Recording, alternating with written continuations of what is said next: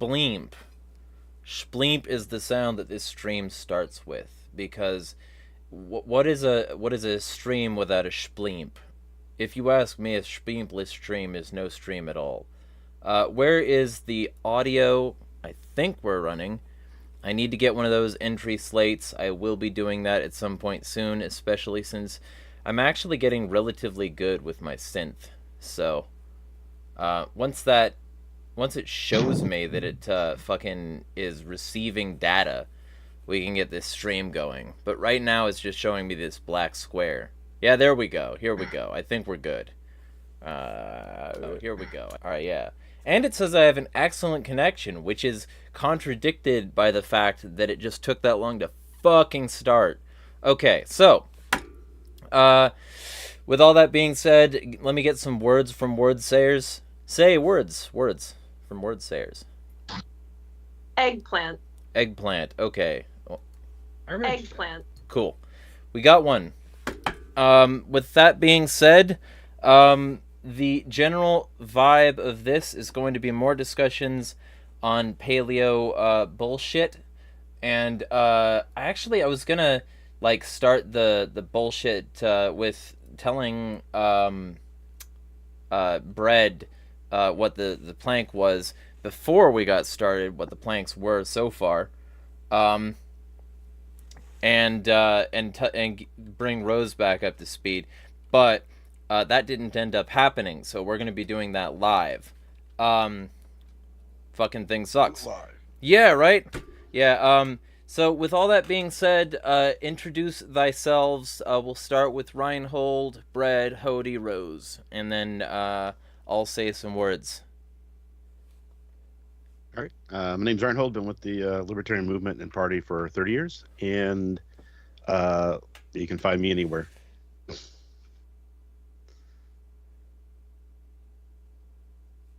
Red? Red. I don't know. I'm just. Your mic is not miking. Yeah. Oh no, is it? Is it not? There you How go. about now? It works. I don't know why it wasn't. I don't know why it wasn't working. The CIA. I'm now here. The CIA. They're trying to dick with me. I'm just like one of these weird anarchists over here doing MLTP shit and trying to say too much that people don't want to hear, but we're gonna say it anyways. Yeah, the CIA is just like, let me slip in between the mic and your Not mouth. that one. Yeah. Mhm. So, Hody. Hey, I am Hody Johns. I am with the Love First Christians, and I'll give you a new fun fact this week. I am a big fan of cheese. If you've heard my other podcast appearances, we're usually so serious on this one, but I'm a pretty big cheese nut. Not necessarily making it. I wouldn't say I'm an expert on it. I'm just a big fan of consuming it. So there you go. Where can I get a cheese nut at? Yeah. Oh. You know, I think you might need to talk to a doctor if your nut looks like cheese, but, so, Rose, your intro. I was going to accuse him of trying to sell us cheese, but he hasn't listed any particular brand names. Yeah, Anyway, you're a I'm bad Rose. cheese show. You're a bad, Bryce. Hey, Bryce is actually, Bryce is a fellow cheese fan. Rose, introduce thyself. He's literally cheese, okay? Yeah. I'm still convinced that there are no humans in Wisconsin. There are only cheese. Yeah. Anyway, yeah, Rose, by now you all probably know me and you either love me or hate me, okay? I don't particularly care which one it is. Bryce left. He doesn't scared like Bryce us off. anymore.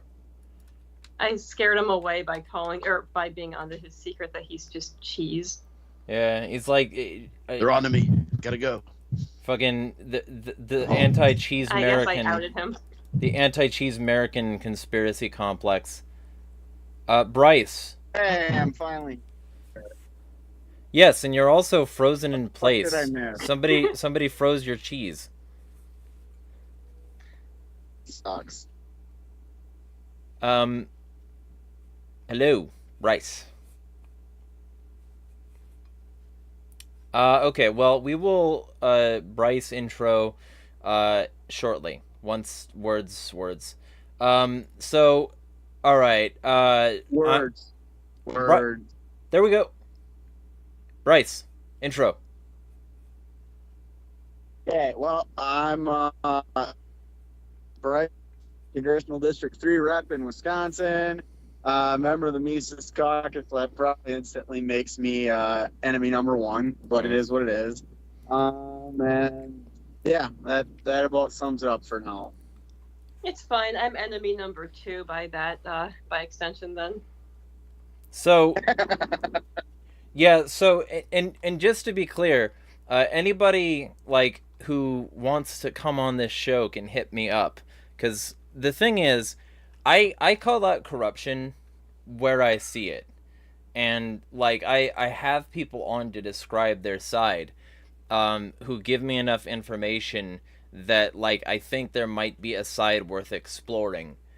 So if any of the people who have heard any of the previous streams regarding the Mises Caucus want on, and they're willing to send me like a similar quality and quantity of information as I was sent against what happened in, for instance, Michigan or various other places, then feel free to hit me up and we'll get some things going. Because my primary interest is in the truth. Like, I'm not enemies with everybody in the Mises Caucus. I just think a variety of people in the Mises Caucus suck like massive cunt. So, like, but I also don't like some people outside of it. Like, last time we had a stream, I was like, I called out Ekel, and some of the participants did not like that. But I'm also not sorry. So, with that being said, this is another Paleo stream, and we're going against the Paleo strategy. We went against various planks before, and we're past the one as of last stream where the homeless have to be cleared out by the cops. Actually, I think we might have been to white collar criminals. I think that's what we discussed last time, and now we're on to the homeless plank. So to bring Bread up to speed, let me just read the planks that we've gone over so far, so that because Bread was in need of speed. So Rothbard, Paleo strategy, and people who were there for the other ones are free to also let Bread know sort of the general impressions that they have of the previous things discussed.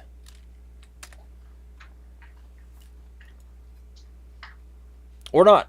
I will get into the planks then. I'm loading the PDF right now. The first plank, and to be clear, not all of these are bad. The first plank was to slash taxes and try to abolish the IRS, basically. That's fine. But also, slash welfare. Yeah, it's not bad. Yeah. Oh, well, I mean, we want people to do it ourselves. The government sucks at it. Yeah. And slash welfare is like is bad in this context because there's an immediate propagandistic lie told. So it's slash welfare. Get rid of underclass rule by abolishing the welfare system, or short of abolition, severely cutting and restricting it. So Rothbard was saying that we live in a system of underclass rule. And that's fucking evil. Okay. Well, it's severely misguided, and it also, like, I read enough of his previous work to know that, like, he doesn't actually think that either. So it also just came across as pretty blatant pandering. Ugh. So Well, I mean, go. Say as much as you want, because you weren't. I don't think you were here for the others. I'm not sure. no, I mean that's kind of like, even if he did believe that, who cares? Like, why would you believe it? Like, Yeah. I have a hard time understanding why, like, if we're individualist anarchists all over here and everything, then why would you care that somebody like that said something so stupid? I'm trying not to say that word anymore. So ignorant. Well, see, the thing is, in this particular case, this was a strategy for like working with the statists of the time. And the surrounding principles of this were that Rothbard wanted to work with people like Pat Buchanan and George H.W. Bush. Because, yeah, and David Duke, and various other like authoritarian right-wing fucks. And this became an actual strategy that a significant amount of right libertarians started to adopt, and it gradually eroded their ability to function in a libertarian fashion, and like sort of internally compromised their future approaches to a statist doctrine. And so I'm going over that because I think that this is happening again.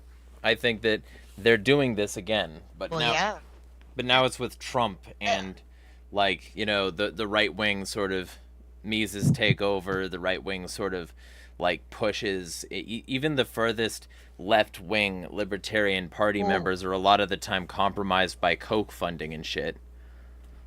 Did they ever really stop trying to pander to politicians after Bush at all? No. Like, I mean, they tried to pander to political parties on both sides, and they cut the edges off of libertarianism to make it seem tame enough to, like, bring in statists, because statists are afraid of freedom.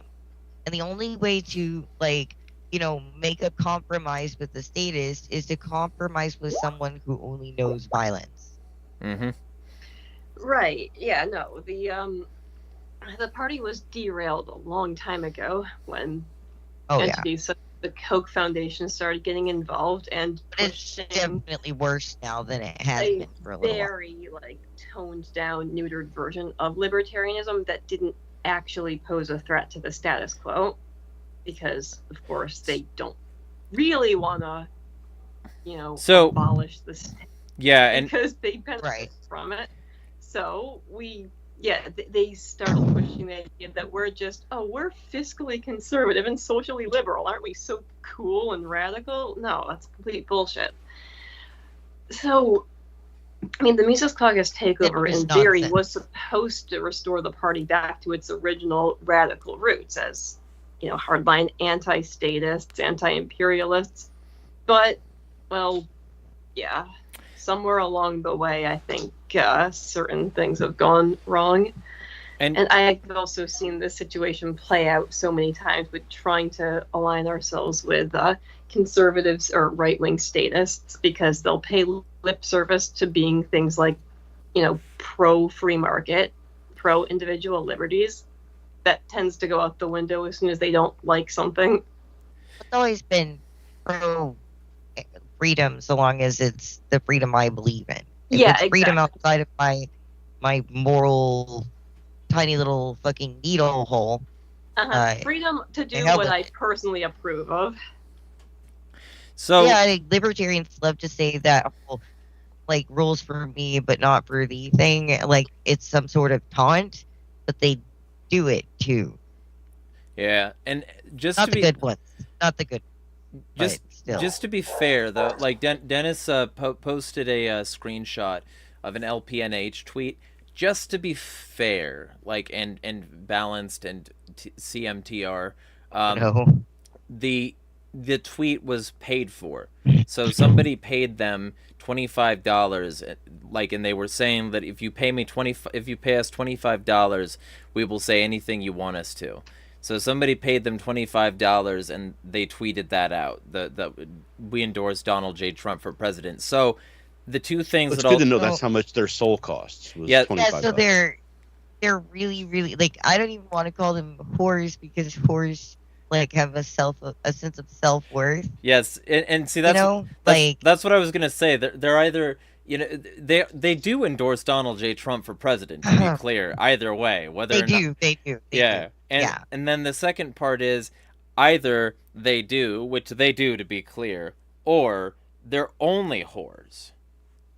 Like, at the very best dead level minimum, they're selling their tweets for money now. I mean, they're not even like real whores. They're like wannabe lot lizards for Yeah. Twitter. For Twitter. Yes. They're Twitter lizards. What is that? We're gonna call them Twitter lizards now. Twizzards. Wizards. Twizzards. What, the LPNH people? Yeah, because they accepted $25 to tweet that they endorsed Donald J. Trump.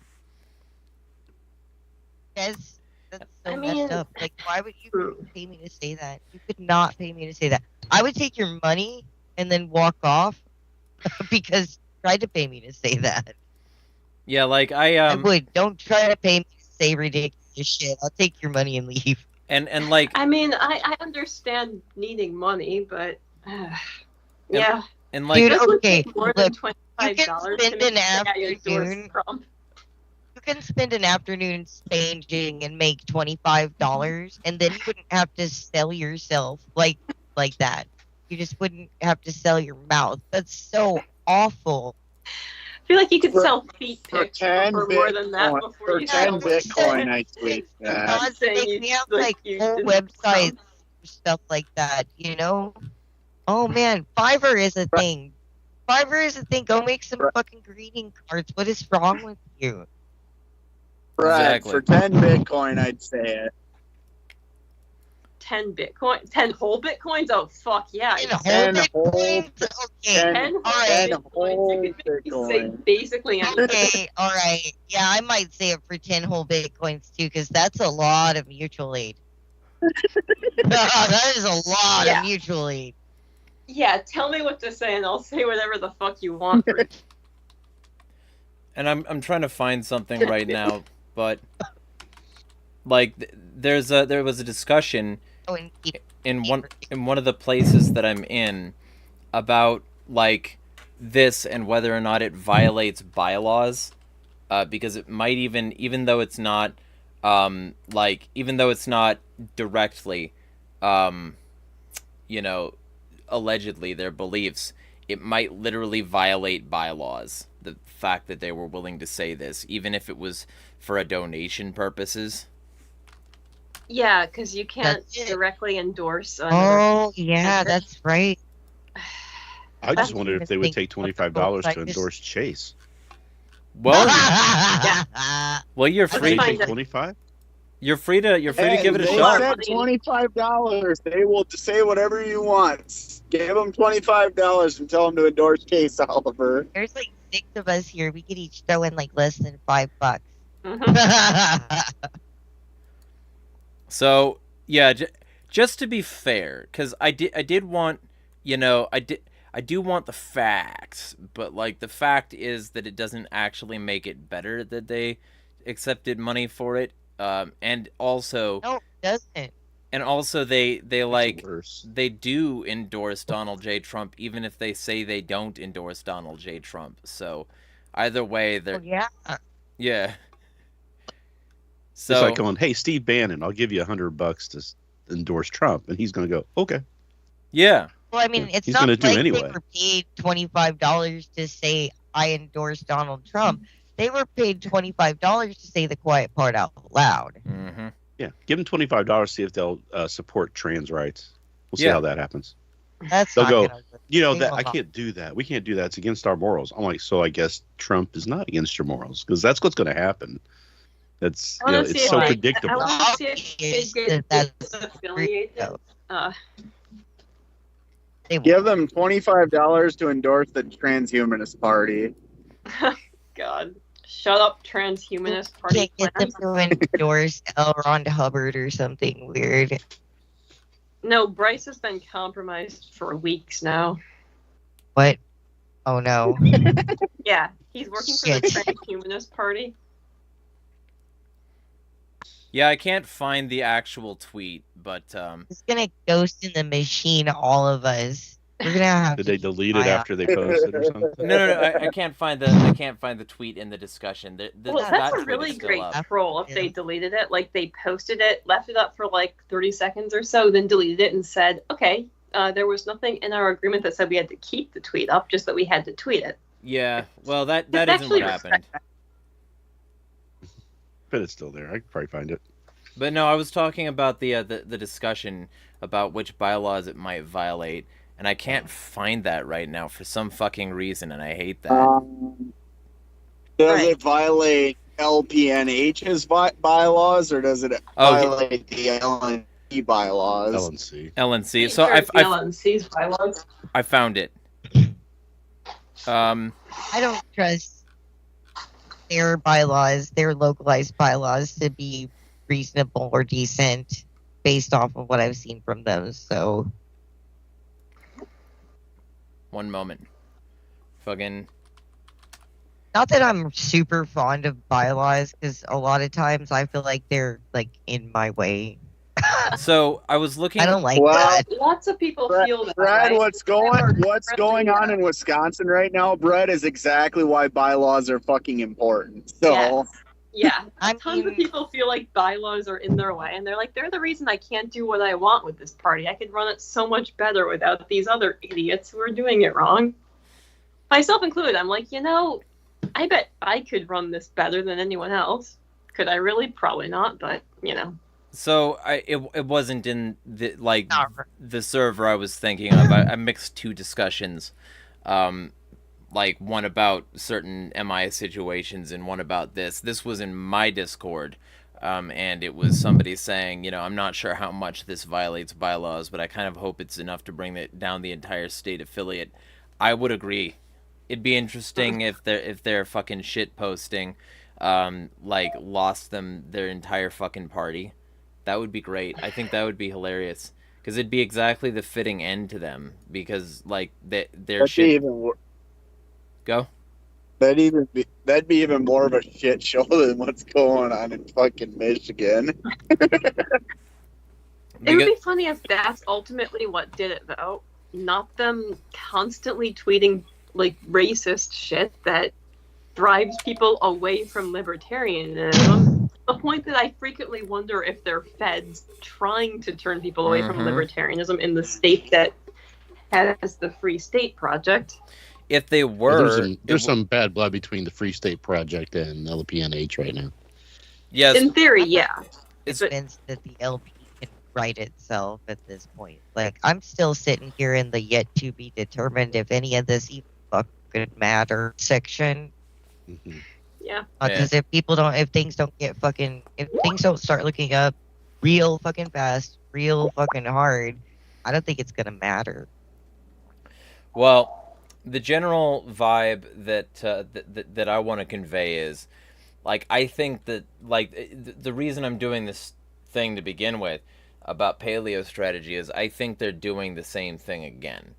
And, plank, number 3, because I'm bringing you up to speed.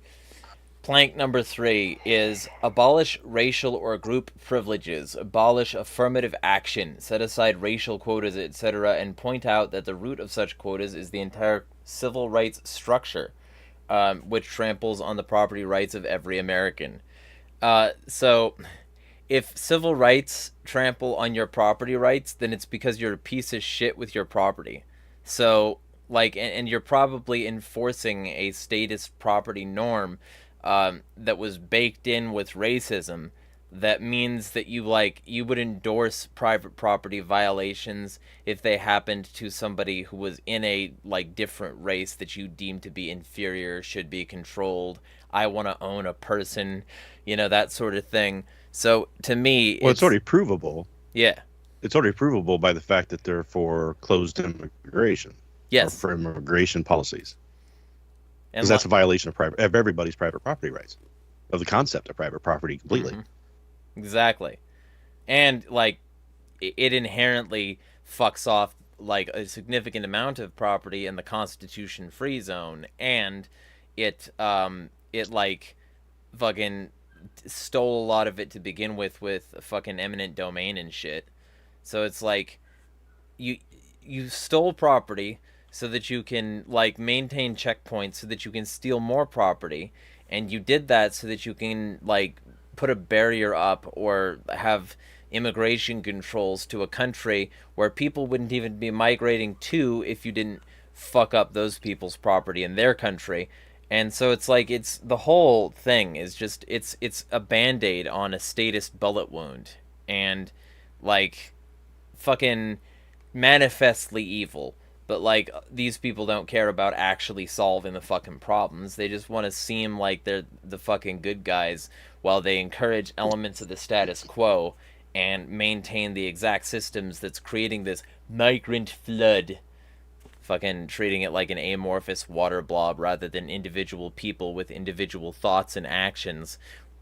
Kinda anti-Misesian, if you ask me. But what do I know? I just fucking read him. Anyway, me and my fucking, so like, yeah, that's the third plank. Acting like civil rights was a mistake. So there, that should set the tone for what I'm about to get into with 4. And we've gone over all of these planks already, and we'll be going over some of the like other planks relatively soon.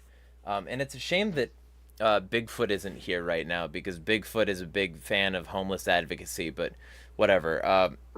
Hoping he shows up relatively soon. Like, number 4 is take back the streets. Crush criminals, and by this, I mean, of course, not white-collar criminals or inside traders, but violent street criminals, robbers, muggers, rapists, murderers. Cops must be unleashed and allowed to administer instant punishment, subject, of course, to liability when they are in error.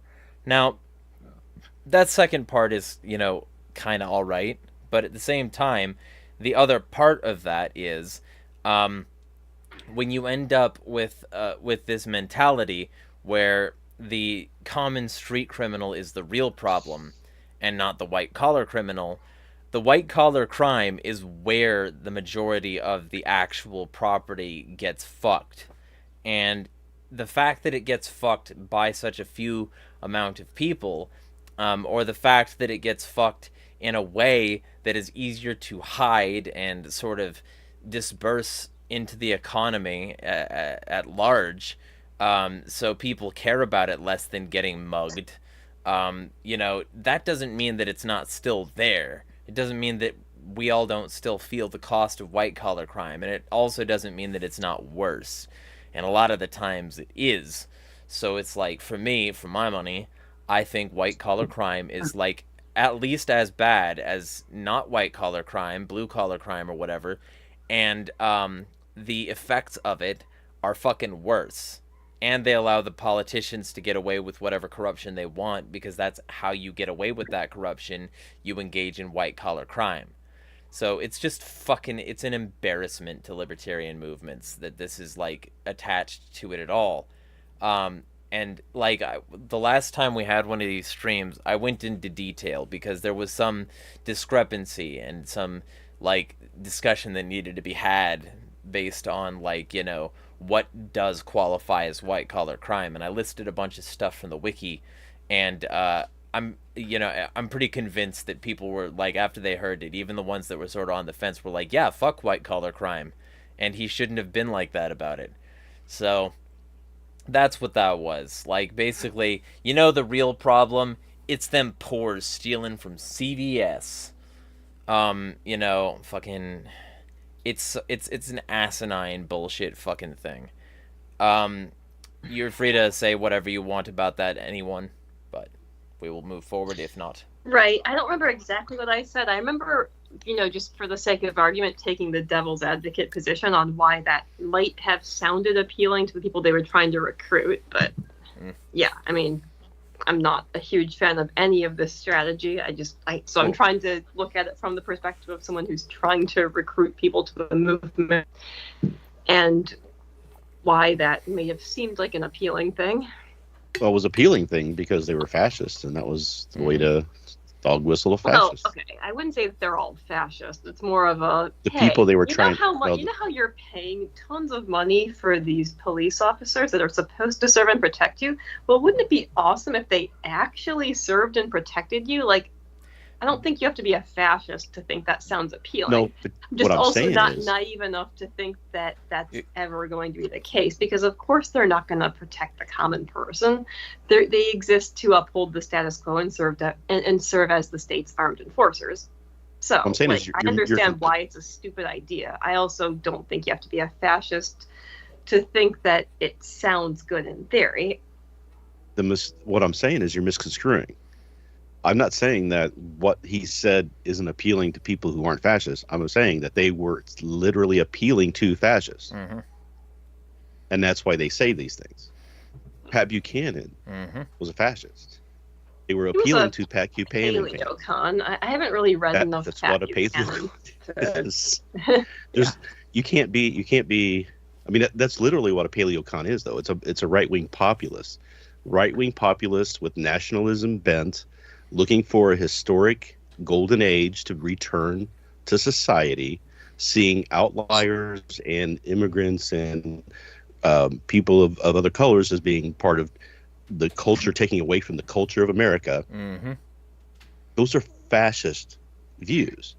And those people who believe in those things are fascists. Whether they know they are or not is up to debate. You know, they just think that this is the way things should be because that's their mindset, their populist mindset, and they get sucked into that thinking.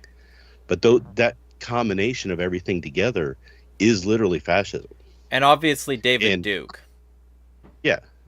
And obviously also, to those of you who know the creed of their family money, George H.W. Bush was one of the reasons for many of the fascist policies of the last 100 years. Like, he was a CIA guy that helped build the framework for a significant amount of international fascism, and his money and family creed came from helping literal Nazi Germany. So, like, you know, Prescott Bush was a money guy for the Nazis and a medals guy for the Nazis. And without Prescott Bush, the Nazis would not have been able to have the power that they had. And then, like, after the war, he just absconded with all that wealth, with very few exceptions. And, like, that's how he built the Bush family fortune. The Bush family is a Nazi family. And everything that traces down from them is Nazi bullshit. The same with the Koch brothers and their Koch money.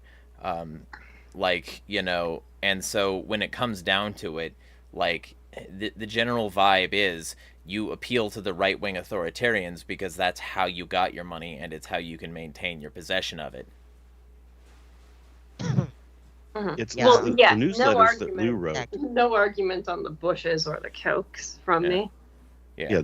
The newsletters that Lou wrote was specifically not to seek out racists. They were seeking out the fascists who had the racist tendencies.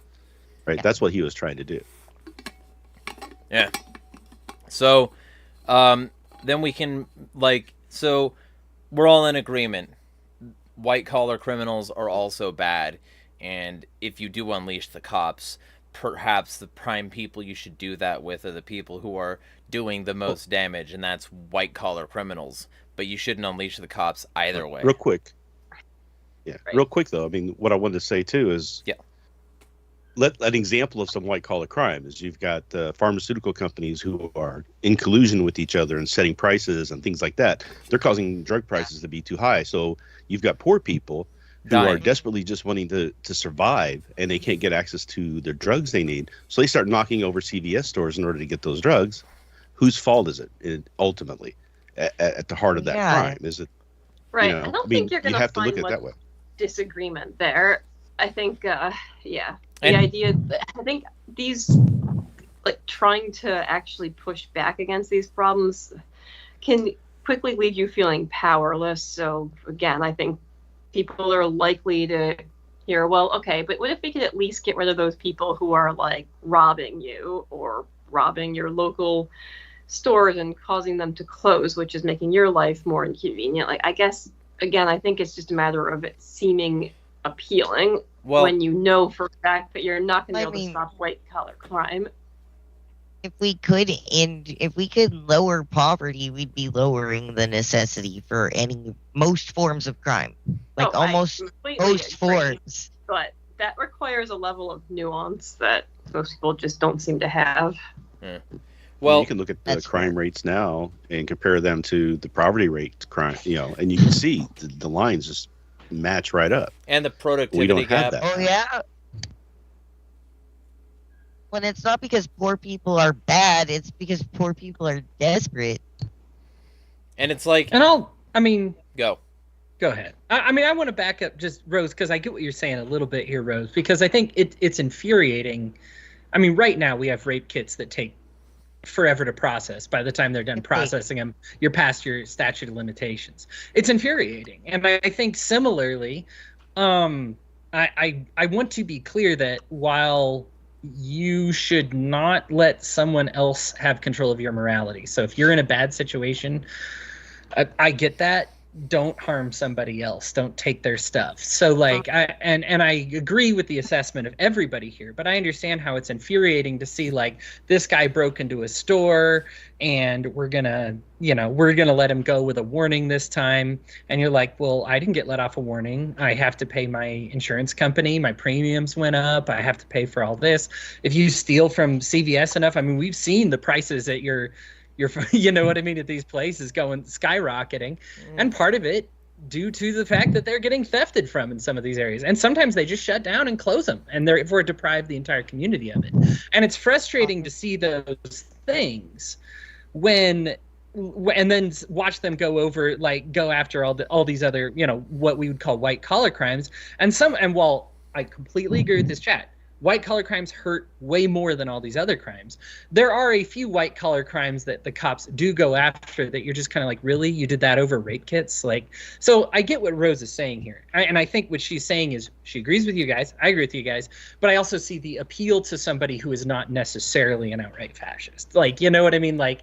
A lot of this appeals to somebody who's been raped. So, stuff like that. So, right. I would like to, once again, reiterate, I'm not a fan of the paleo strategy. In fact, I have repeatedly spoken out against anything that resembles the paleo strategy and tried to explain to my fellow libertarians why we should not be aligning ourselves with statist right-wingers, even though on the surface it might look like we have overlap with them. But yeah, I mean, my point is I can understand why these ideas consistently seem appealing and why we keep making the same mistakes over and over. Well, I think that we should be very careful not to apply rights to entities. So, I think that Cody brings up a good point about the theft, but I mean, steal from places, not people. Places don't have rights. Plus, they make money off your theft anyways. Fuck it. If they're raising up their prices and shit, maybe they'll go under. Maybe we can have mom and pop stores back again. Because they're part of the biggest reason why we can't have them anymore. So, just real... I don't know, yeah. Just real quick. Oh, go ahead. Especially Walmart. Two things. Yeah, well, fuck Walmart. There was a big thing. Entities have no rights. There was a big thing in 2022, where a bunch of corporations, mostly spearheaded by Walgreens, mostly spearheaded by the executives of Walgreens, to be clear, were being like, oh, we're being stolen from so much. And, fucking, there's so much shrinkage, and that's causing inflation. And this was a thing that was being really hard to, pushed, and also commie Gavin Newsom legalized theft in California, and now that theft is legalized in California, all these criminals can come in and raid the shelves, and they're just doing all this. Look at this TikTok video of this happening once. And it's when that happened, it was this big craze, and everybody was like, ooh, there has to be crime everywhere. I just heard about it 18 times on the news. And then first off, this, if that is going to be true, then it's also going to make it extremely advertised how easy it is to steal. And so if it was a problem because it's so easy, congratulations, you just put a magnifying glass on that problem. So either way, whether or not it happened, they made it worse and then like everybody wants to be that kind of rebel, so there's like this additional effect of, well, if I can go and hawk a bunch of stuff on eBay that I stole from a Walgreens or whatever, then I'll do that because I can seem, fucking edgy to my fucking people. I can post with hashtag no face, no case on my social media, and I can seem like but like that happened so fucking little. And here's the part 2 to my statement. Yeah. The motherfucker lied, and a bunch of people parroted his lie that was based on nothing. And later on in 2023, in the beginning of 2023, that's far too common. Yeah, in the beginning of 2023, people started to report that the Walgreens executive who bitched the most about this and was cited everywhere saying, "This is why we're closing locations," fucking first off, they were gonna close locations anyway because locations close that time of year, and then maybe reopen later if you want to have like 8 more Walgreens in your local area. Most people don't. So those places are going to close to a certain degree because they'll install them in locations, see if they work, and if they don't work, they will close them. And this is like the routine. It's like it's not the exception to the rule. So that's already going to happen to a certain extent. And then the other half of it is, this is from CNBC, Gabrielle Fonrouge. I don't care how your name is pronounced. If you want to come on my show and tell me I was wrong, do that. But Walgreens says it acknowledged it may have overblown concerns about theft in their stores after shrinkage stabilized over the past year. Quote, "Maybe we cried too much last year." That is what he said. And so they made investment into private security guards, but they've proven largely ineffective. And so a top Walgreens executive on Thursday acknowledged the company may have overblown concerns about thefts in their store after shrinkage stabilized over the last year. During an earnings call, the company's chief financial officer, James Kehoe, said shrinkage was about 3.5% of sales last year, but that number is now closer to the mid-twos. He also said that the companies would consider moving away from hiring private security guards. Quote, "Maybe we cried too much last year. We're stabilized. The company is quite happy with where we are." And so, not only, like, basically the locked up merchandise didn't help because it just annoyed people and meant that less people were going to your stores. It didn't stop the thefts because I can pick any of these locks. I'm not saying I do that, but I am saying that it's very easy to do, and it takes about 2.5 seconds per lock. Don't do that, though. Definitely don't do that. These corporations are people. Kehoe said the company has spent a fair amount to crack down on the thefts, but acknowledged private security companies they've hired have been largely ineffective. These guards can do very little but call law enforcement or hold a suspect until police arrived. And we've put in incremental security in the stores in the first quarter. Actually, probably we've put in too much. We might step back a little bit from that, said Kehoe. The company is using more law enforcement as opposed to private security, he added. Walgreens spokesperson declined further comment on the matter. Other retailers such as Walmart and Target have said recently shrinkage remains a growing concern. Walmart CEO Doug McMillon claimed he might have to close stores and raise prices if the problem doesn't get under control. Target claimed in its last earning report that it recently lost $400 million from shrinkage. So basically, generally, shrinkage is a way overreported problem. And it wouldn't surprise me if, since this article was written a year and a half ago, Walmart and Target also get called out for their bullshit, because that's guaranteeably mostly not shrinkage from actual theft. It wouldn't surprise me if people just forgot to scan something when they put it in their card. I don't give a shit either way, because fuck Walmart and Target. But either way, the general vibe that I want to go by is they lied. They lied about how severe the problem was so that they could criminalize more shit. And people ate it up because Republicans like to stoke panic about black criminals. Yeah. They want to be tough on crime, yes. Yeah. And so like all of these things, like Seriously though, corporations are definitely not people. Right. Yeah, like I don't have any profound moral disagreements to stealing from giant politically privileged corporations that get subsidized and bailed out. Yeah, steal from places, not people. Places, not people. And Don't I steal guess from, I was like willing. Grandma and Grandpa like Smith over there with their little fucking restaurant or their little store. Yeah. If you've got to do it, go to Walmart, go to Target, go to all these awful fucking companies that don't give a goddamn about you. Right. Sometimes they do it. They don't give a goddamn about you while in Rainbow. But so if they were exaggerating the problem, were they looking for a bailout or something? I guess. Yeah, and like it just probably. I think they were what they were doing. Bailout, What they were doing was they were trying to justify the rising of the prices that they were putting in, which we've now know, and we've got some Democratic senators are pushing this button right now, and causing them to lower their prices because they're looking into to see if they're, because they're still getting these massive profit margins, these high, record profits, and they're saying, okay, inflation is supposedly rising and causing these prices increases.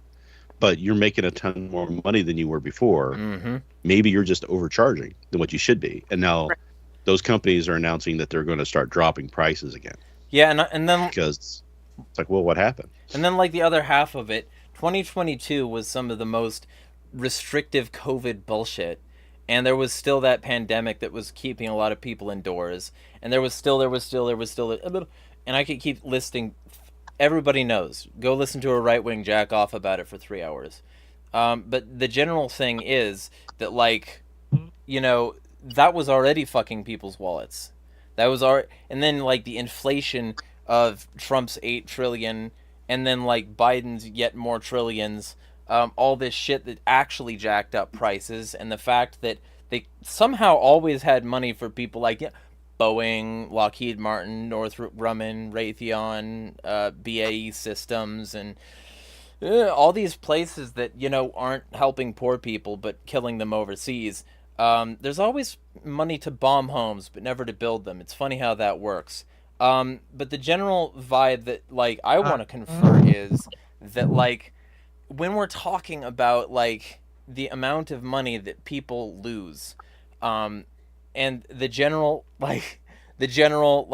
money loss that might cause people to be in poverty to begin with, let's talk about wage theft and talk about the fact that $50 billion a year is taken from workers in the form of, I didn't pay you what I told you I was going to pay you.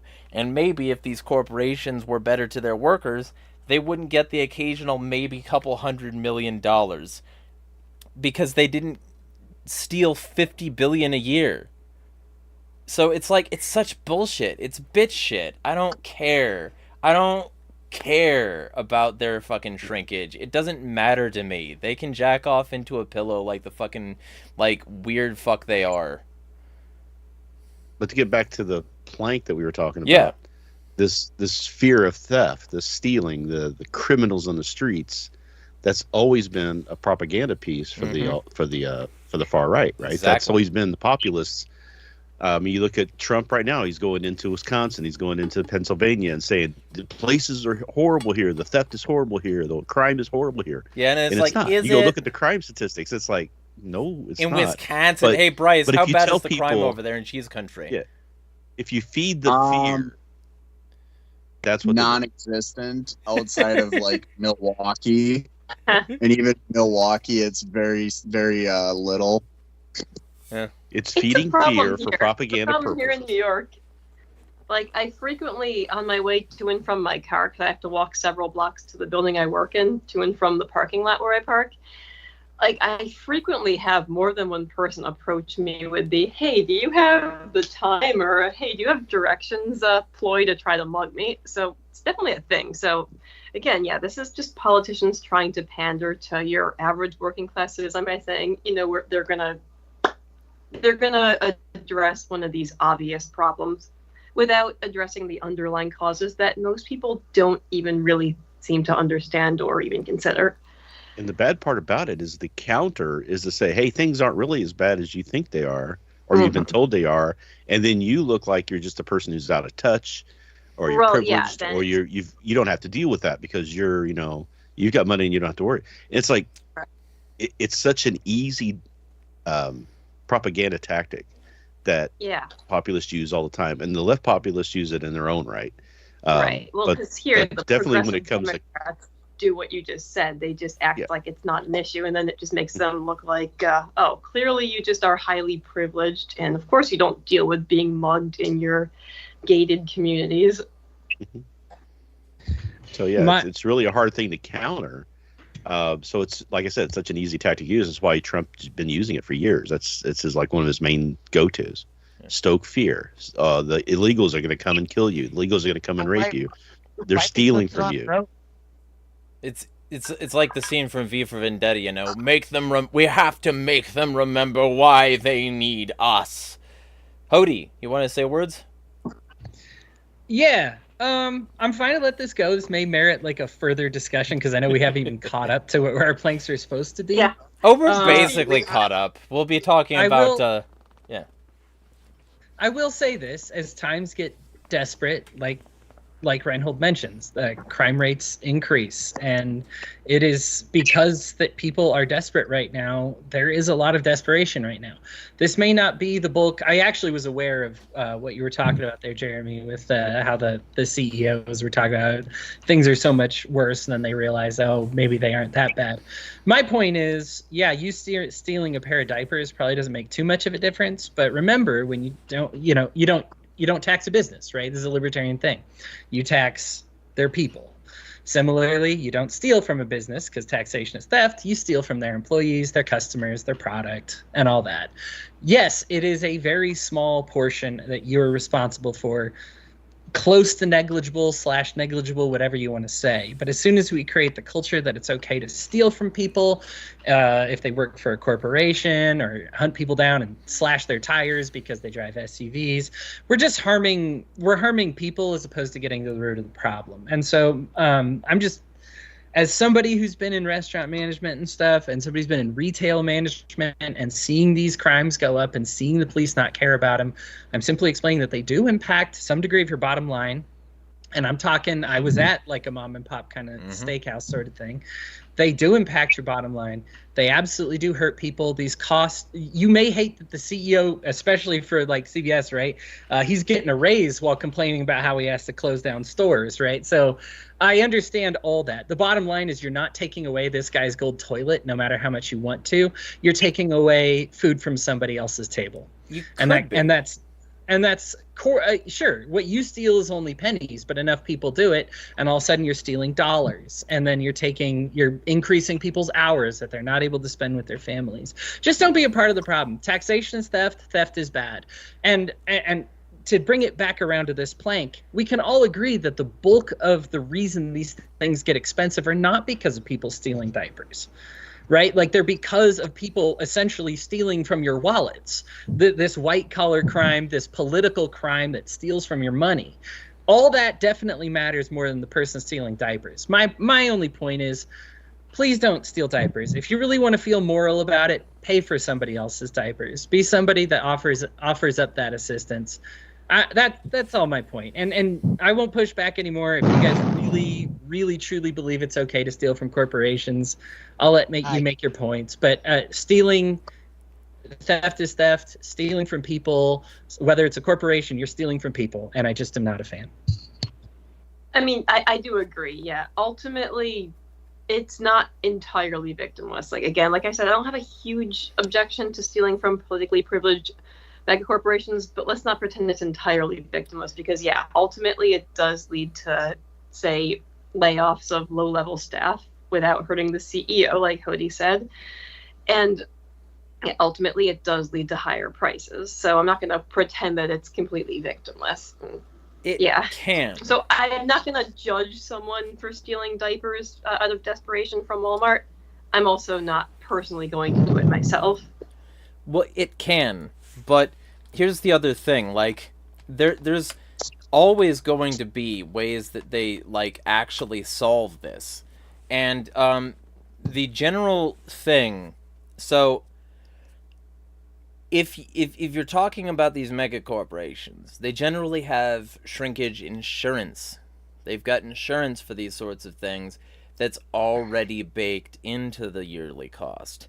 And a certain amount of this has already been planned for and accounted for and already paid for and baked into the existing prices. So while I can understand the argument that it might in a mom and pop shop be completely fucked up, which is why I would, fucking... I'm going to not say things that would get me banned from YouTube about, like, what I would do to somebody who would rob from, for instance, the Oriental market over here that, like, has extremely good prices on, like, stuff that I can't find at the corporate stores, or the... like the bargain giant in Spokane, where, like, I can get really good prices on things in general, and the people there are relatively friendly, and it's this small mom and pop shop, and sometimes I can get, like, fucking 5 pounds of beef for $10. That's a really good deal. Bargain Giant, if you're in Spokane, I am not sponsored by them, but if they decide to give me money, they can. There's plenty of place, and the Oriental market is, like, called that, and that's not me fucking, because I know people get weird about the word Oriental, but, like, that's what they call themselves, so fucking go to there as well. There's plenty of little, maybe someday I'll just do a video about cool places in Spokane you can go. Oh, and for those of you in the know, there's a fruit stand in the Dishman area where I, fucking handled that porcupine and got some free fruit. But they've also got some relatively good prices on some relatively high quality fruit if you want that. So yeah, I don't know. I'll do some cool Spokane shit at some point. But either way, the point that I wanted to make is that, like, there are businesses that I would be upset about being stolen from because their bottom line would actually be affected.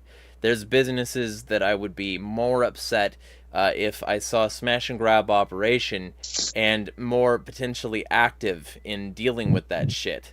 I'm not saying that, like, oh yes, I am Jeremiah Harding, and I endorse theft, violence, and any other sort of crime as long as, but it's like there are better and worse circumstances for it, and in Walmart's case, you're paying for it even if there's zero theft, because they've got insurance. All these products, they're insured. They've got a certain margin for error based on, like, the amount that might get stolen in a year. And that margin for error is baked into the existing prices. So it's not like prices went up last week because there was an especially high rash of egg theft, and now you can't buy a dozen eggs for, like, $5 anymore. Now they're $20. Fucking, that doesn't happen. It's not like dynamic price changing at a mega corporate level. It might be for, like, the mom and pop business, and I'm very sympathetic there. It certainly would be for, like, the steakhouse you worked at, I think you said. I'm not saying, go rob from anybody. Steal. That'll be a fucking good platform to get people on board. But what I am saying is that there are different and better and worse circumstances for certain actions. So, that's my take. Just from a strictly cynical, like, the mega corporations are already accounting for this, and they're crying about stuff that they've already baked in, and if they really cared about not hurting workers, then they would pay the third world people that they fucking hire, and the minimum wage motherfucks that they, like, wage thefted, like, tens of billions of dollars from last year better, but, like, they don't give a shit, so I don't care. I think we all agree on that much. It's one of those things. I mean, I'm not gonna do it, but I don't care. It's not one of those. If they want my fucking. To be fair, if any of us were gonna do it, we shouldn't say it on a YouTube show. Yeah. Like, that'd be silly. I mean, my simple answer Mind is your sec, y'all. My simple answer is I just don't shop at Walmart. Huh. It's easy to not I don't steal. have anything to do with I it. try Just to avoid it. all If their you just stuff don't is go to that bad. place, you're not gonna steal from it. None deal. Those self checkouts though, I mean, it is really easy to accidentally miss the barcode sometimes. Whoops. Yeah. Yeah. Yeah. So I shop at Walmart, typically.com. I needed a new pillow, because it'd been 4 years since I got a new pillow, and the other one had turned into a rhombus and wasn't even the kind of pillow that's good for my sleep quality. So I'm pretty happy with my memory foam that I got recently there.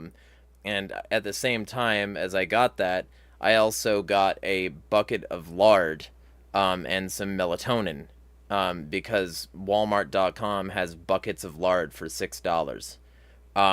So I'm not a Walmart shopper, but I generally don't. Only 4 years though? My pillow's probably at least 10. Oh no! I like them when they get really flat because I don't like big poofy pillows. What's it? I thought I knew you. Yeah. Yeah, No, I only like really flat pillows. Well, here, this is the old one. I sort of use it for other purposes now, fucking back support. But this used to be a rectangle, and now it's not because it's just been rolled around while I've been sleeping too much. So I got a new one. It was time. So anyway, pillows. That's part of this stream now. Yeah, we'll just maybe we'll get sponsored by My Pillow. Yeah, no, I doubt no. that because Michael Lindell is not interested in supporting non-fascists. So he doesn't have any Pillow money talk. anyway, so yeah, right. Um, More like my bankruptcy. So I haven't even followed. I just remember him having really annoying ads. yeah. So and we've got in chat real quick before we get to New Plank. Patriot Eek says, "Hey, Sai, slightly shitty night here. Hope better for y'all." Yeah, well, I hope that gets better for you as well. Still super quiet there, Mike. Really.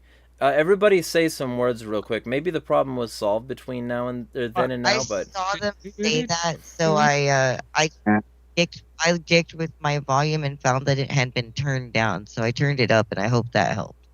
gotcha. Well, I think it's probably fine. Let me. Turned it up, and I hope. Yeah, it seems fine. I don't know. Maybe there was a problem before and there's not now.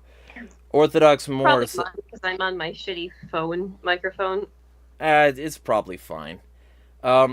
Orthodox Moore says the racist tweets are part of their modern paleo strategy, 100%, talking about LPNH.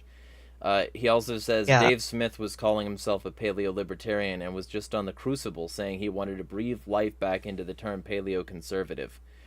That's concerning.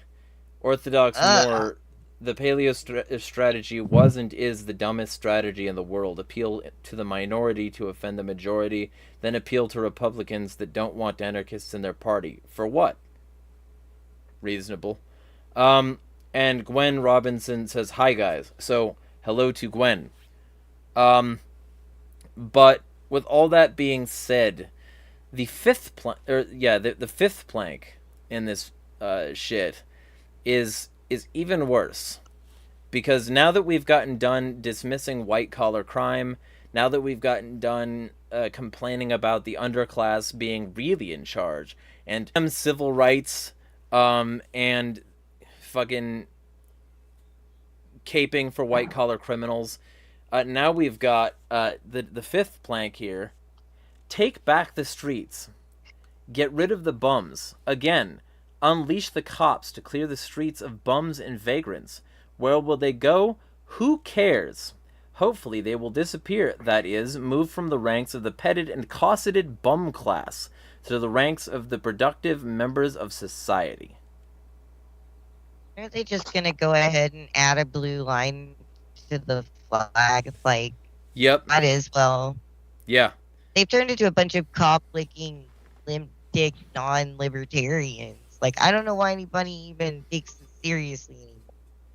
Yep. These people, they're just lazy. I mean, they just need a kick in the butt, right? So send the cops to kick them in the butt, and they'll be productive, good members of society. Yeah, because there aren't people literally living on the street right now. It's like, I know you're being sarcastic, but like, there are literally people living on the street right now working like 2 actual jobs, and they are living in their cars lined up and down the streets in fucking Washington. I bet bro has seen, like, I bet people have seen this shit. Like, it's all over the place. Like, and it's not just Washington. It's all up and down the West Coast. It's all over the fucking place. It's in the Deep South.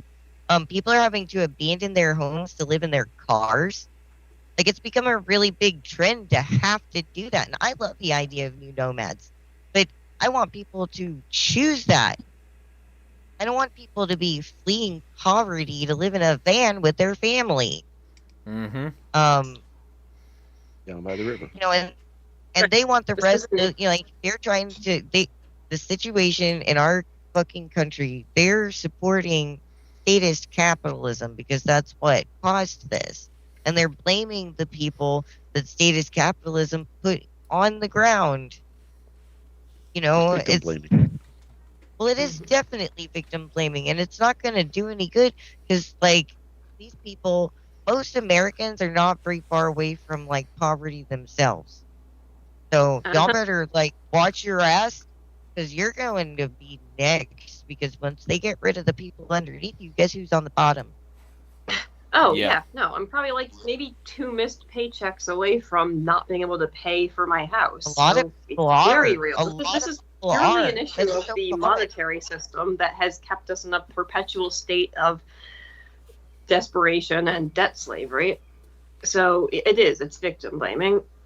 But I don't understand free market anarchists and minarchists that get so fucking confused that they jump up and defend statist capitalism and corporativism and all this crap. Like, they can't tell the difference. Like, it's always seemed pretty clear, but like, our system doesn't. Inflationism. They consistently confuse their like an ideal actual free market with what we currently have. They're like, so they get confused. They're and they think that trying to insist that we have the free market now, and if you attack capitalism or corporativism, you're after the free market. But like, that doesn't make sense because have a free market. We haven't had take one. Out you know, like, debt because they want to. It's because they've been. We have a monetary system that's engineered to make it so that you have to go into debt. And I mean, in theory, they know that our monetary system is not legitimate, but then they keep forgetting it while arguing because they're so afraid of by this idea that people can just pick themselves up by their own bootstraps. Yeah, and it's not voluntary in this incarnation at all, because if you choose to opt out and go live out in the wilderness or even on the streets, they're going to come for your ass. Yeah, it's like you can now it's not just statists, I guess it's libertarians too. Yeah, I have had a lot of very intense arguments with other supposed libertarians on this issue. A major one that I frequently cite is like student loans, because it's very topical, because we keep hearing about student loan forgiveness and people being like, well, you chose to take out those loans, you should pay them back. I'm like, no, we're talking about people who from early childhood were groomed to believe that they absolutely had to go to college or else they would never get a halfway respectable job. And that's partly true because, most of the good jobs that won't have you, living a super shitty existence, working some dead-end job, are actually paywalled behind some sort of credentials or a degree. And we have higher education where the price has been grossly inflated by state intervention. So people are put in a position where they're kind of forced to take out these loans that they'll probably never be able to pay back. It just sets them up to be debt slaves for the rest of their lives. The reason why they're able to pay them back, and I have a lot of personal experience with this because I am one of those people who did get their student loans forgiven, because people don't understand how much of a shit show the government has made the student loan system. Service providers sell your loans back and forth between each other. Each time they do, they recapitalize unrealized interest back into the principal. So now you are building increased principal year after year after year without ever being able to even pay back. Like, I took out $35,000 in student loans. You have when my student loans, 300,000 after that. I was over $100,000 on principal, not interest. That was all just base principal. All of a sudden, how does that happen, right? I mean, it was because they recapitalized back and forth, and the student loan service providers weren't tracking the rules properly. Because if you pay back your student loan, if you pay back like 20 years at whatever their payment structure is, then you get your loan forgiven. But they weren't tracking that properly. So I had been paying for almost 30 years on my student loans, 3 times the debt that I signed on for. And it's like, and you can't file bankruptcy on it. You can't do anything about it. And it's just a racket, and it's all government run. And the government was allowing this to happen. And it's like the government created this problem. So why shouldn't the government fix this problem for people? And that's what people like, well, you took out a loan, you should pay it back. Yeah, it's not a voluntary. I personally think that they like creating these problems because if they... Well, they lie to you. That's what I'm saying, is that you have a loan agreement with them, and then someone else comes and takes your loan and services, and now you've got a new agreement that you never signed on for. It's not been sold to someone else, and those rules don't apply anymore. So you're just constantly getting ripped off by these companies over and over again, and they allowed it to happen for so long. It's not just allowed it. That whole thing was the whole thing was deliberate. It's designed to turn you into a debt slave. So I woke up one day, take a job for whatever you can get, so that you can start not paying them off, but making payments on them, so that you don't have everything you own seized from you. So I can tell you, the day I woke up and looked into my account and found that I had a zero balance after having almost $110,000 in principal that I had to pay off. Yeah. The weight off of my shoulders for that. After paying on these I'd been paying on these student loans since I was 17, 18 years old. I'm in my 50s. I'm looking to retire in 10 years, and just paying the principal, just basically paying it without anything else happening, without them selling and recapitalizing all of it. It was going to be after I retired before I paid this thing off. Yeah. That's how horrible the system is. And the most incredible weight just lifted. So the people who are dogging it and complaining about it don't understand what they're telling the people who had the problem and had it resolved right now. Basically saying, hey, you're a piece of shit for feeling good about, being taken care of, because you've been treated so badly for so long. And it's just a bad situation, because these people, they don't think about what the problem is. It's like, you're not going after the people who ripped off the government with the PPP loans, who legitimately went in there and corruptly just didn't pay them back and got them forgiven, right? You're not going after those people, getting mad about that. You're getting mad at the poor people who are getting screwed over by the government for 30 years. Yeah. Finally being taken care of. Be mad at the people who gave a huge loan to a kid who had no real source of income, and then violated or exploited some stupid loophole in the contract to sell it multiple times. Like, be mad at them. But of course, no, because they've been told that these are just a bunch of entitled kids who want everything paid for them because they got a degree gender in studies and stuff like or that. something stupid It's like so that. stupid. Yeah. Yeah, people with STEM degrees have some of the highest student debt, like actually useful degrees, like engineering, medicine, science. Yeah, it's not just people who got degrees in gender studies, okay? I wasn't taking gender studies. I'll put it that way. I was taking, right. Yeah. Yeah. And what really irritates me is I was in the military, and I had, a lot of training in nuclear physics and things like that. I'm a disabled veteran, and I still couldn't get any help or support on taking care of these student loans. It was just frustrating. And like the other half of that is, so many of these fucking cunts that are against fucking student loan forgiveness, they're conservative cunts.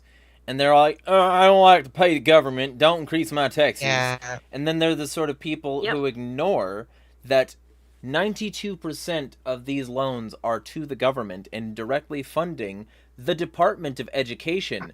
I want to pull my kid out of school. I don't think the Department of Education should be funded. Department of Education, more like Department of Indoctrination. Transing kids, pull them out. And so then I guess then you're like, oh, go ahead. well, this institution of student loans to attend major universities is a major source of funding for this Department of Indoctrination that is allegedly indoctrinating your youth in whatever way that you think they are, right? So if that's the case, shut the fuck up about student loan forgiveness, because this is helping you. It's going to defund the beast that you're claiming you oppose. And if you're honest and consistent and knowledgeable, then you'll shut your cunt up that you call a mouth. I have two questions, and maybe I just don't understand this very well, because we did take out, of course, a debt to pay off the loan. So didn't they get paid? Didn't the Department of Education get paid? They're not just canceled, they got paid for them. And secondly, I do think the other issue, and that I have, and this is very typical of government, is that to fix the problem, of course, they have to tax you, the taxpayer, right? And this is a problem we created, but unfortunately, you're the one who's going to have to pay the price. Yeah. It's, I mean, you look at what has happened since this happened. Predictably, every economist on Earth knew this was going to happen as soon as they paid off those student loans. What happened to the price of tuition? Because they knew what's going to happen. Oh, you're just going to have to pay this off again? We'll be even more irresponsible. And so I completely get what you guys are saying with the student loans, because I think people were coerced into them. Now, there are levels of coercion. As libertarians, I think the second line is we push for maximum autonomy. And there's a difference between gun to your head, but also hypothetical gun to your head, or a little bit of pain here and there. We're against all of that. And so these people were pressured to take a lot of these loans. It was immoral. I understand the libertarian argument for not paying it off. However, especially capitalists, as you pointed this out, Rose, should be 100% fervently against this current system and the way that it works. The defense that capitalists sometimes have for it, I want to challenge everybody, socialist or capitalist, listen to me right now. Very short book. It's called Keynes v. Hayek. I would absolutely read it so that you understand that the socialists supported Keynes and the capitalists opposed him. Keynes won. Every country on Earth adapted his economic identity equation. Every single one. Everyone. And so when you are defending the current system, whether it's education, defense, whatever it may be, you're defending Keynesian, I don't want to say socialism, because there are, of course, libertarian socialists that opposed him, and props to those people. But you're defending the socialists that defended Keynes, as well as Keynes, and you were turning your back on Mises and Hayek and Bastiat and everybody else who was shouting from the rooftops for this. Your cry should always be, what we have is not capitalism, and I can prove it because of history, not this is capitalism and I'm going to defend this system at all costs. The system is very immoral. Well, Right. my I was only gonna problem say, with that is that you guys are late to the fucking party with this. Y'all didn't create the word capitalism. Y'all came in and tried to abscond with it and redefine it as your free market stuff. So y'all are literally the only people in the world that refer to capitalism that way. Trying to convince the entire world that that's not real capitalism is not going to happen. Y'all should have just stuck with the free market and left it that way, because it's not what we've been seeing. This capitalism, the corporativism, everything that has led up to this point, up until the existence of free market anarchy, which is not, free market anarchy and libertarianism, it's not that old. Y'all are new, and the expectation that people are going to literally just redefine capitalism is a little bit over the top. Oh, I am fine with not using the term capitalism if that's what we have to do. I'll call capitalism whatever the socialists want me to call it. I can, every time I talk with socialist people about capitalism, as long as I don't use the word capitalism, they're usually completely on board. Which actually, if you know Proudhon, it actually isn't that much of a surprise, because he was like, hey, you guys are tossing around the word capitalist and making these guys out to be the bad guys, and they actually could be the good guys, but you're too busy playing class warfare. And that's the issue he had with Marx and all that. No, a socialist defined the word capitalism, and the reason I have not abandoned it personally is because of the way the socialists defined the word capitalism. Because it was like, who owns that cow in the field? Capit. Who owns the head of the cow? Either an individual or like a collective. And I would prefer the individual. More to it than that, though. Like, Marx actually differentiates between different kinds of capitalism and stuff. Sure. But like, Badly, honestly, but yes. I think that it's enough to make people like confused about what the hell they've been told about what Marx said, though, because it's weird. But anyways, like, the reason why when you define it by different words, people are okay with it, and that they're not okay with it when it's by capitalism, is it's not because you're lying, it's because what you believe in, it doesn't add up to capitalism. Most of the time when I explain the free market to communists, ANCOMs, stuff like that, their response is, but that's not capitalism. Right. Why did they call it that? And I think that, like, we could just drop that. Like, sure, we don't really need it. There comes a point where, like, being a Christian, if I say that in the wrong audience, gets me crucified. Pardon the pun. But, you know, like, because they have a view of what it is. Christian nationalism and theocratic Christianity is the appropriator, not the other way around. Like, y'all are appropriating capitalism. No. But you mean the free market. Like, I am fine with using... was appropriated by people. Like, it's the opposite direction. Like, you know what I mean? Actually, in both the cases of Christianity and capitalism, it was somebody who opposed them that defined the system. The Christian was actually used as an insult by the Romans, and this is where we get the word from. And I identify with the people they were murdering and killing, and not them. Likewise, when what was his name? Louis, the first guy who ever used the word capitalism. Louis, whatever. But those shit has been appropriated by theocrats and people who are enemies of Christ. And that's what a lot of people think is Christianity now, which is horrible because it's not. Right. But, like, it's the opposite direction for, like, the capitalist thing, because capitalism existed and then y'all came. But in both cases, the people who opposed us labeled us. Adam Smith never used the term capitalism. I mean, and this is important, because what he was just identifying is ways that people are successful, ways that nations gain wealth and are successful. And so I identify with his system, even though he didn't label it. The socialists came in and said, those people are capitalists. And the thing is, those people, I identify with those people and not the socialists. So that's why I call myself that. Now, I get what you're saying, because to me, the way language works, the whole purpose of language is to communicate an idea. And so if I tell you I'm a capitalist, I'm aware that most people get the wrong idea.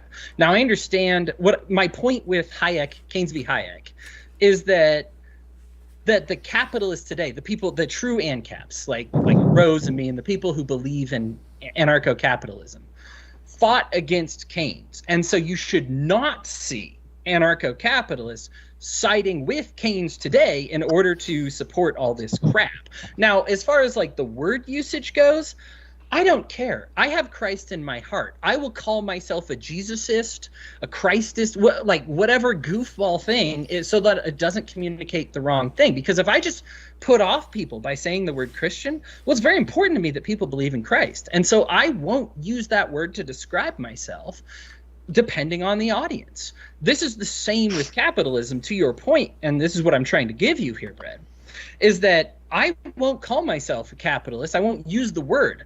I will talk hardcore Smith, Hayek, anti-Marx stuff to a bunch of socialists, and usually they're like, that's so badass. This guy is totally a comrade, and he gets it. And I'm like, If you say so, right? As long as I don't use the word capitalism, and this is, I think, key to getting our points across, is instead of entrenching ourselves and being like, no, this is my word and I'm not going to abandon it.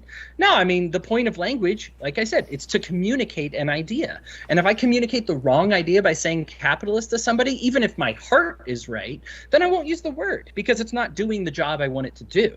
So if people want to call the current system capitalism, fine. I'm aware when I'm around that audience. It's totally crap, but I would rather get across the idea than try to, like you said, I don't want to like redefine the word in a billion people's minds. Why fight over semantics when I can fight the state? You know, I don't love the anti-capitalist literature because unfortunately it tends to target people like me and Rose that are like actual capitalists and like probably on your side, but at the same time I understand what they're going for. Well, sure. Right, yeah, I do want to point out though that anarcho-capitalists did name themselves anarcho-capitalists. Like that was coined by a Rothbard. Right. They didn't even call themselves capitalists, and they made a distinction between capitalism and anarcho-capitalism. That's why they. Wait, what did they call themselves? I'm with Duncan on this. Kind of asking He for tried it to get though. rid of the word because it was counterproductive and did not mean what ANCAPs were using it to mean. Mhm. Like, I don't identify as an ANCAP for a variety of reasons, but that's one of the main ones. Like, I think it just serves to alienate people who otherwise would be on our side, because most people hear capitalism and they think of the current status quo. Then tell someone you're an anarcho-capitalist, and what immediately comes to mind?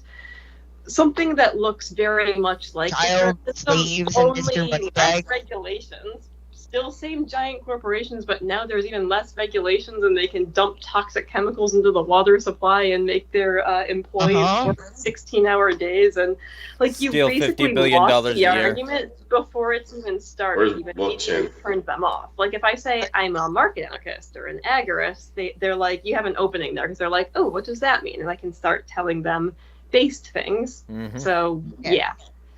You know what you have to say, Rose? I'm an ANCAP man and ANCAPistan.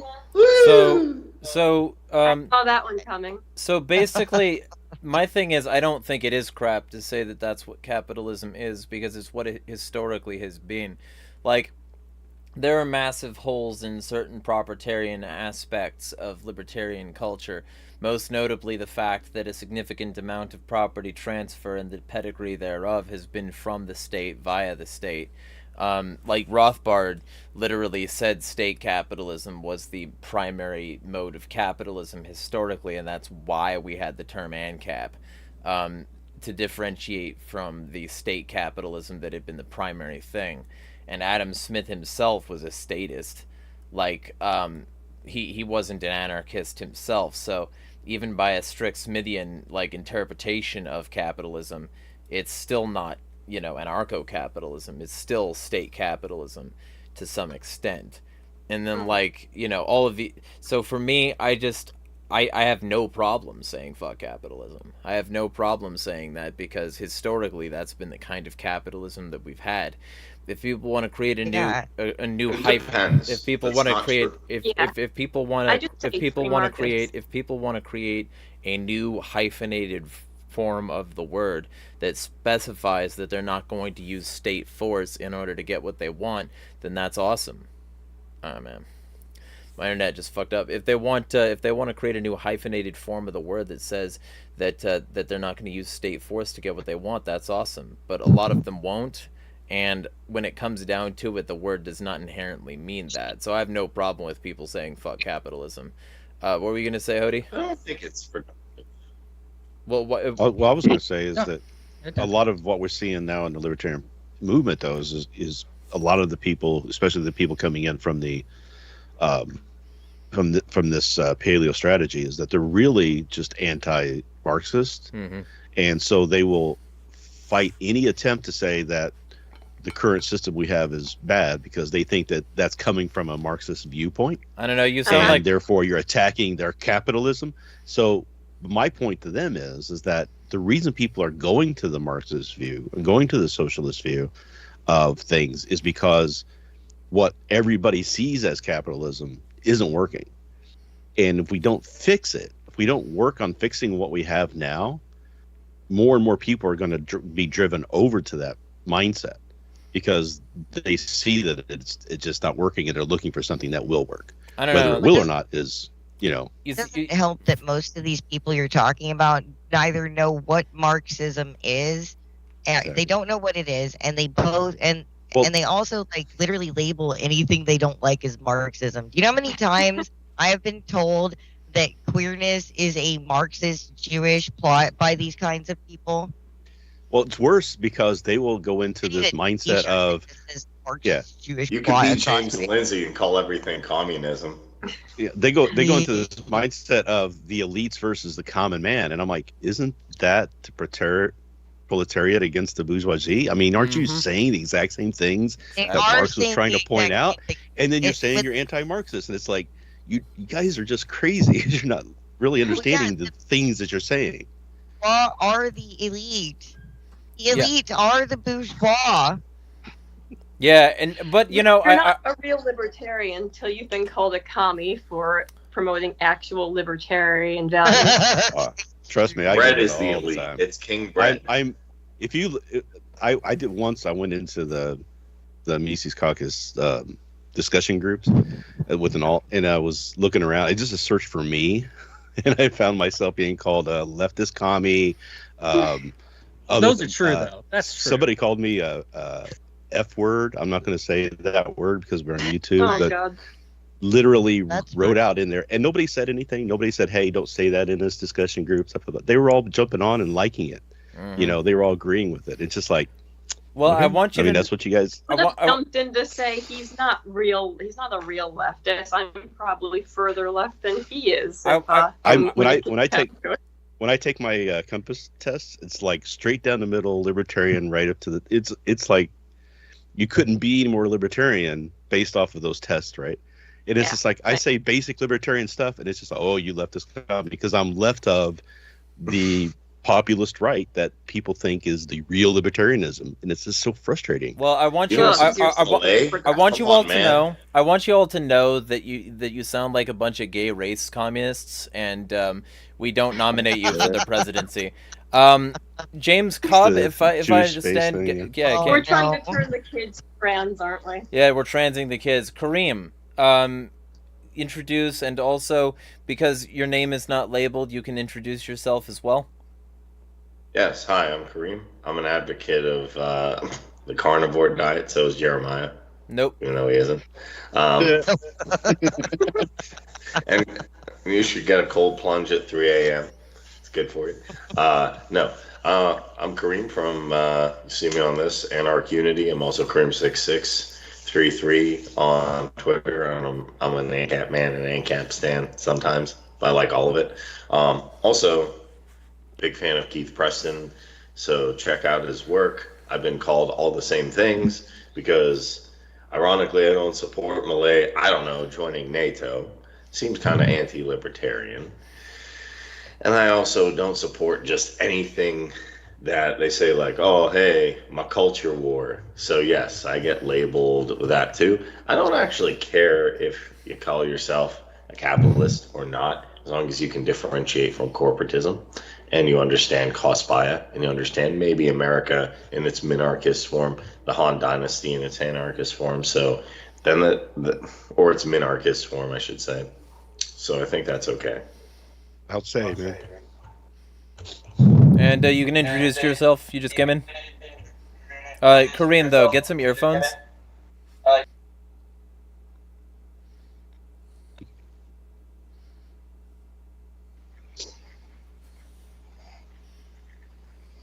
Go for it.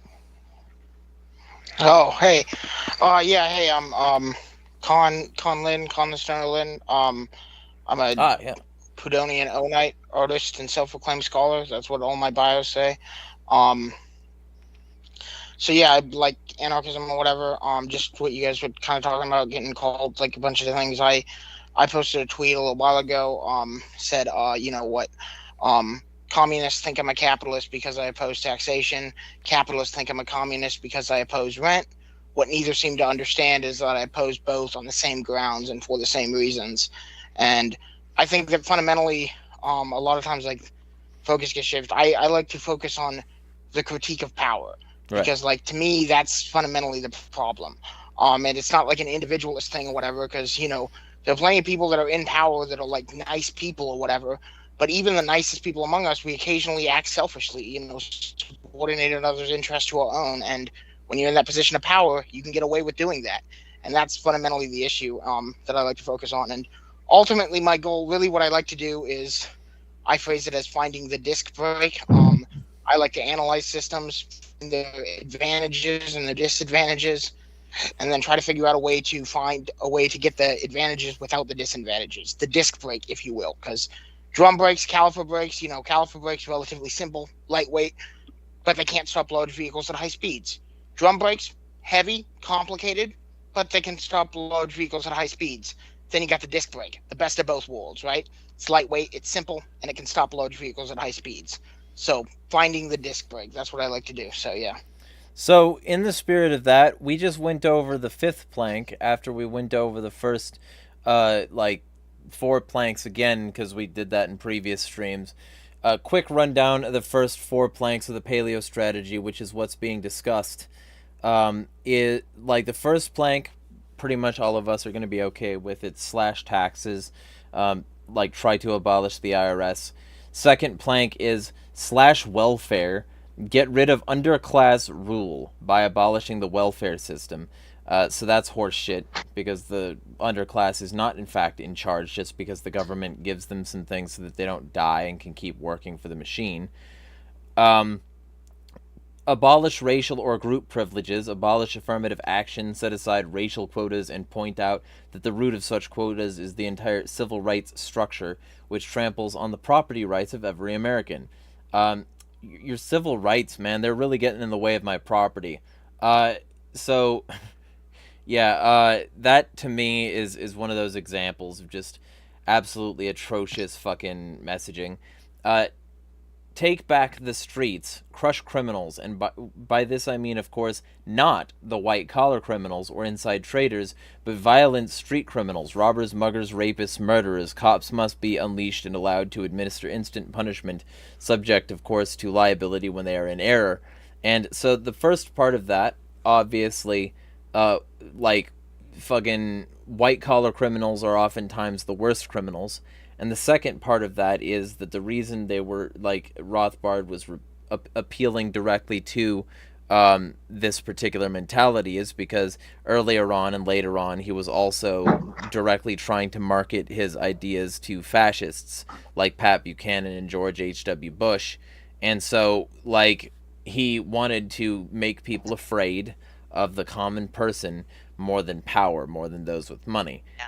And then the fifth element of this, and y'all can say some words about the fourth element and fifth element after I get done with this, and then we'll move on relatively quickly to the sixth.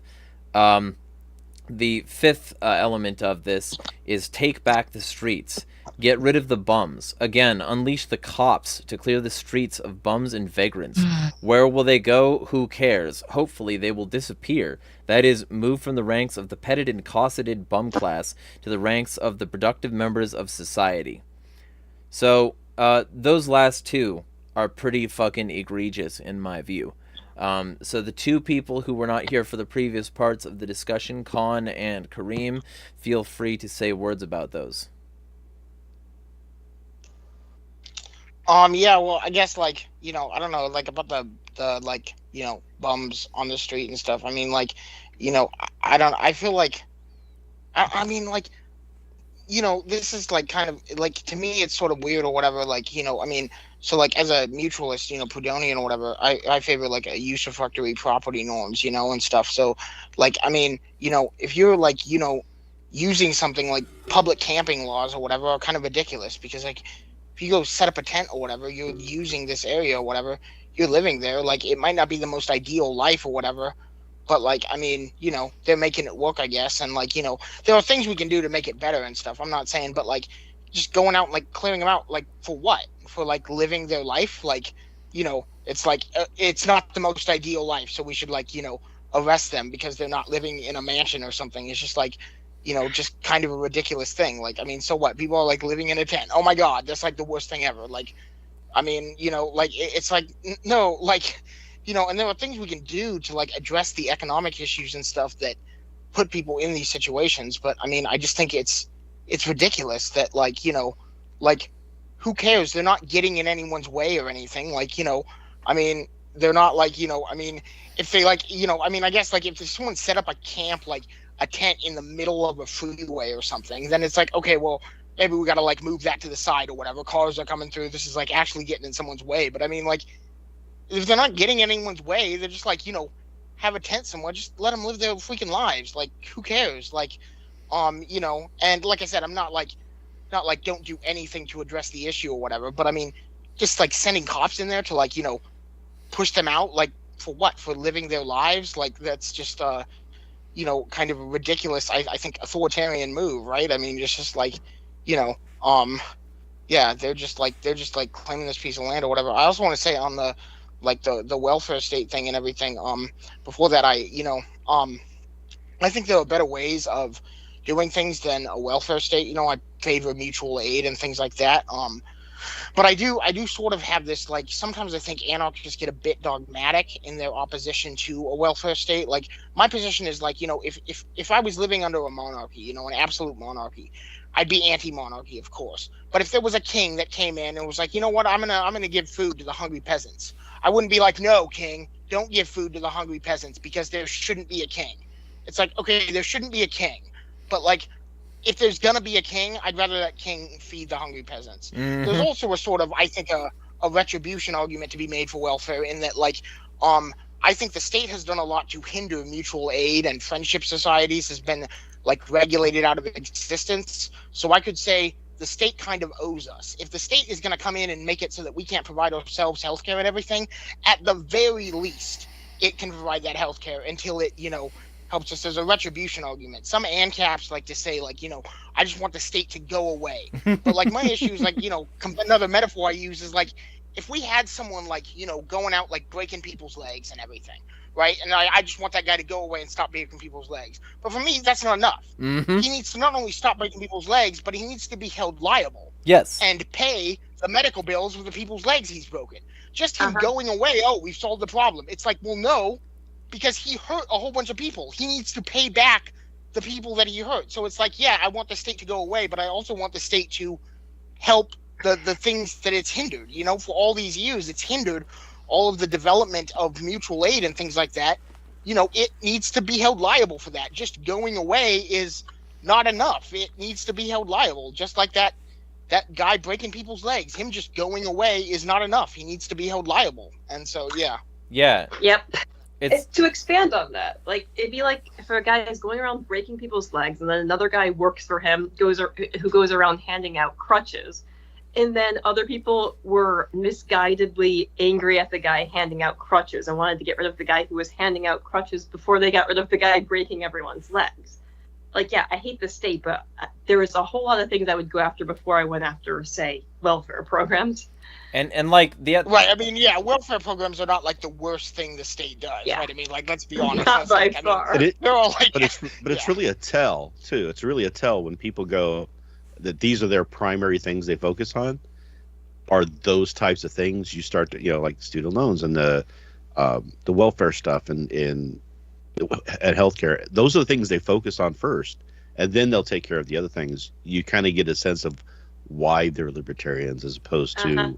You're either a useful idiot for the ruling class, or you're actually, working for the ruling class. One or the other. Yeah. Anyway, didn't mean to interrupt. Yeah, so and like that's the other half of it is like, because of this, it informs the rest of their shit. And a really good example of that is when I bring up the migration thing. It's like, motherfucker, you fucked up their home. You made their home worse, or you enabled the people who made their home worse. And now they don't have a fucking home. They don't have potable water. They don't have access to unpoisoned crops, or crops sometimes at all. They need aid from your fucking aid dealers, fucking, so that IMF and the World Bank can jack off into their open mouths again. Like, the fucking, this is how the thing operates. And so some of these people have made the perilous on-foot trek, or, in dinky boats, or in some shit, in some fucking, fucking really, really bad situation. And you're telling me that these people came all the way over here because they just love them programs. No, they don't. They don't want to be here. They didn't want to do that fucking journey. They wanted to be home until you fucking droned it.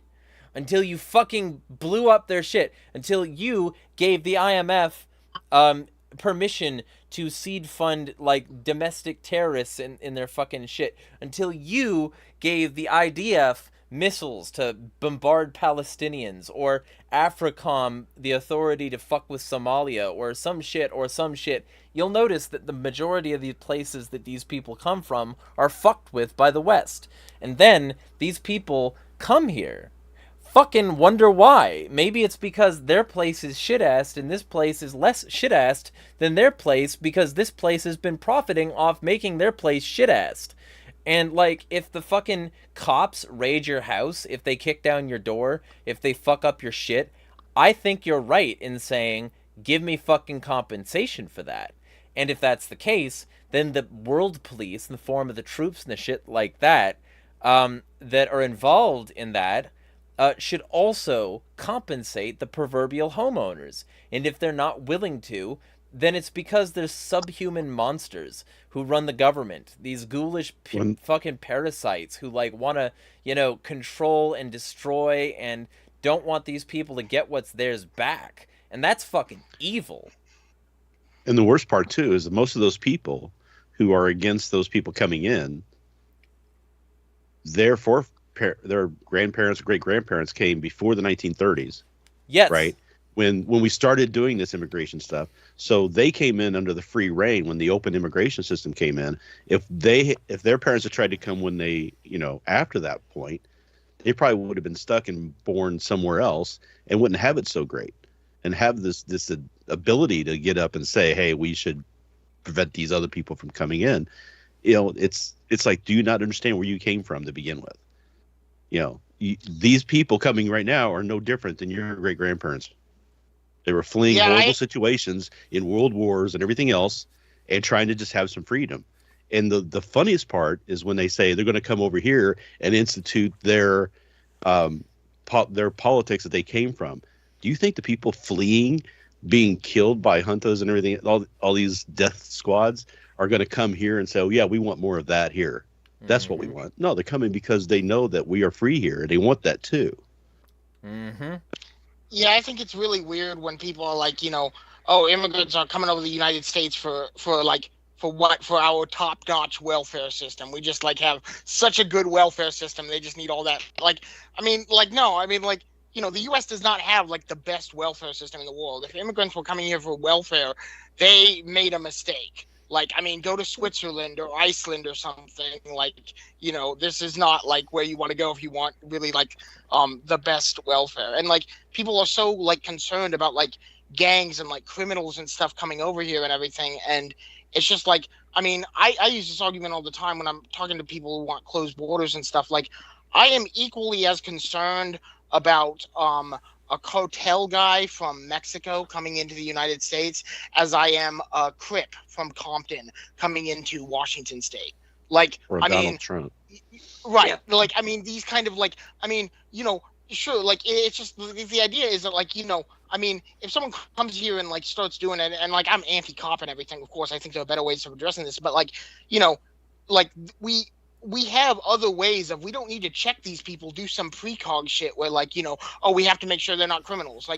If they come up here and they start actually doing bad shit or whatever, we can address that when that happens. We don't need to precog this and shit. It's just and most of them aren't actually doing that. I recognize that. I'm just there's saying a lower that, crime rate with immigrants. Yeah. Right. No, absolutely. Yeah, I'm not saying immigrants are criminals. I'm just saying that if they do start doing things, there are alternatives. We don't need to check them to make sure. Isn't there a basic tenet in libertarian thought that we have natural rights, and those natural rights are not given out by government; they're given out to the people. So every single person has those rights. And isn't one of those rights innocent until proven guilty? And if we stop people and check them and prevent them from coming in until we know that they're not going to do any damage or cause any problems, aren't we violating that right? You mean of innocent until proven guilty? You mean these things are inalienable and you can't deny them to illegal aliens? Oh! Yeah, so then we get into... Because I think but that only applies to the good white Americans. That's not... No, I'm just kidding. Yeah, it's not those people. Yeah.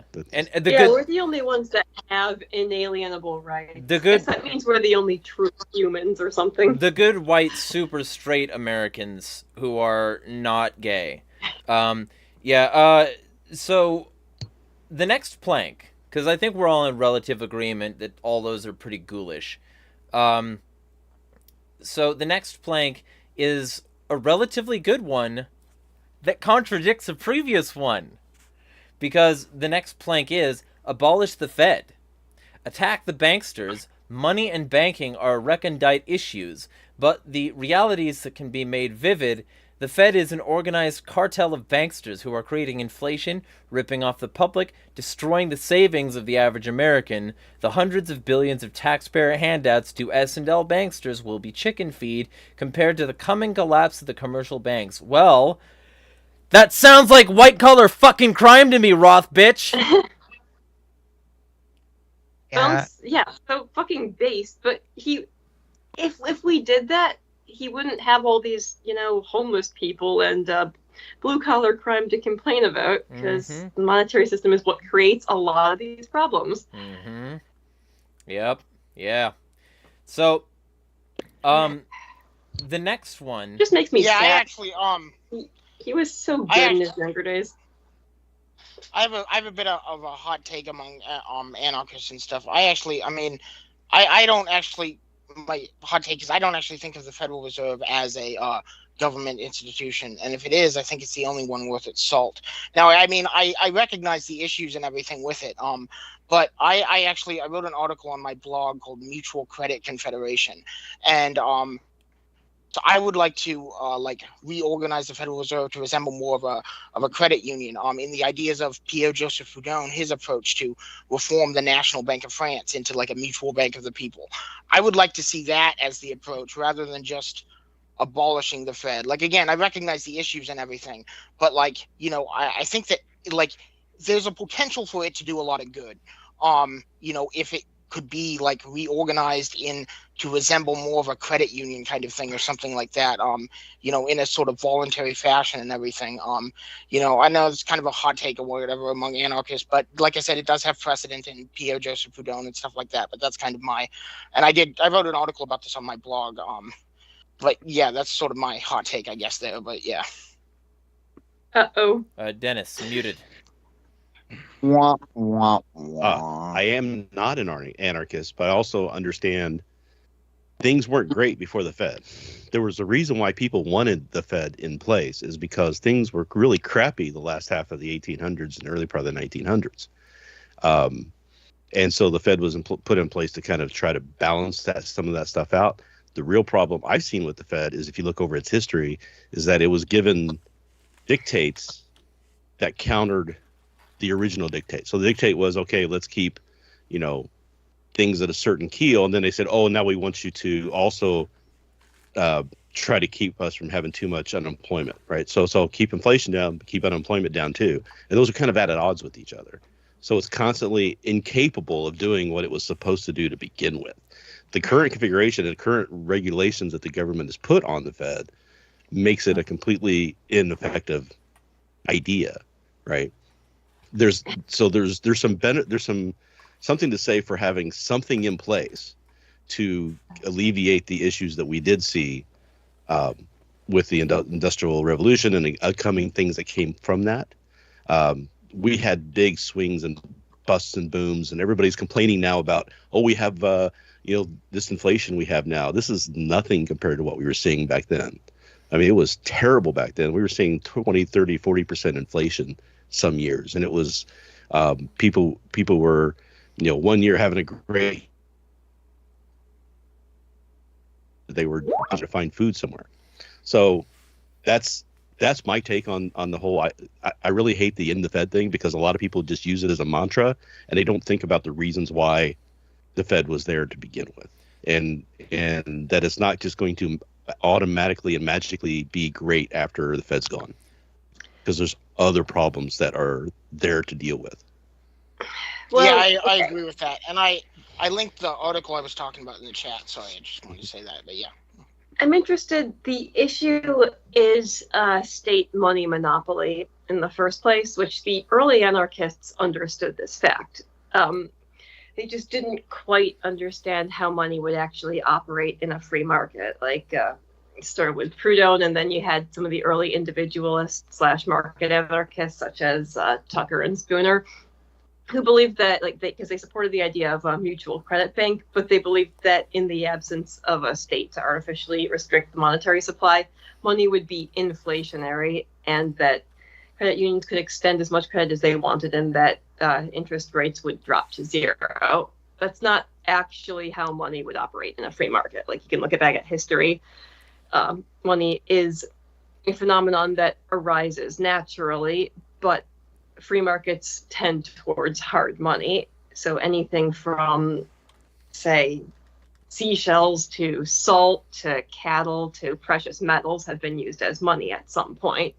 What you don't get is when you don't have a state monetary monopoly, you don't have inflationary fractional reserve banking systems. Those are something that is enabled by the state having a monopoly on the monetary and banking system. Well, the problem is, if you don't have a universal code of like the barter system is great, but the problem is that money is basically just a placeholder for somebody's time and somebody's materials and somebody's assets. So if you don't have an agreed upon reference to that and what it references, then you get a lot of problems in transferring that back and forth. And I'm not saying the state should be the one who's responsible for making that agreed upon,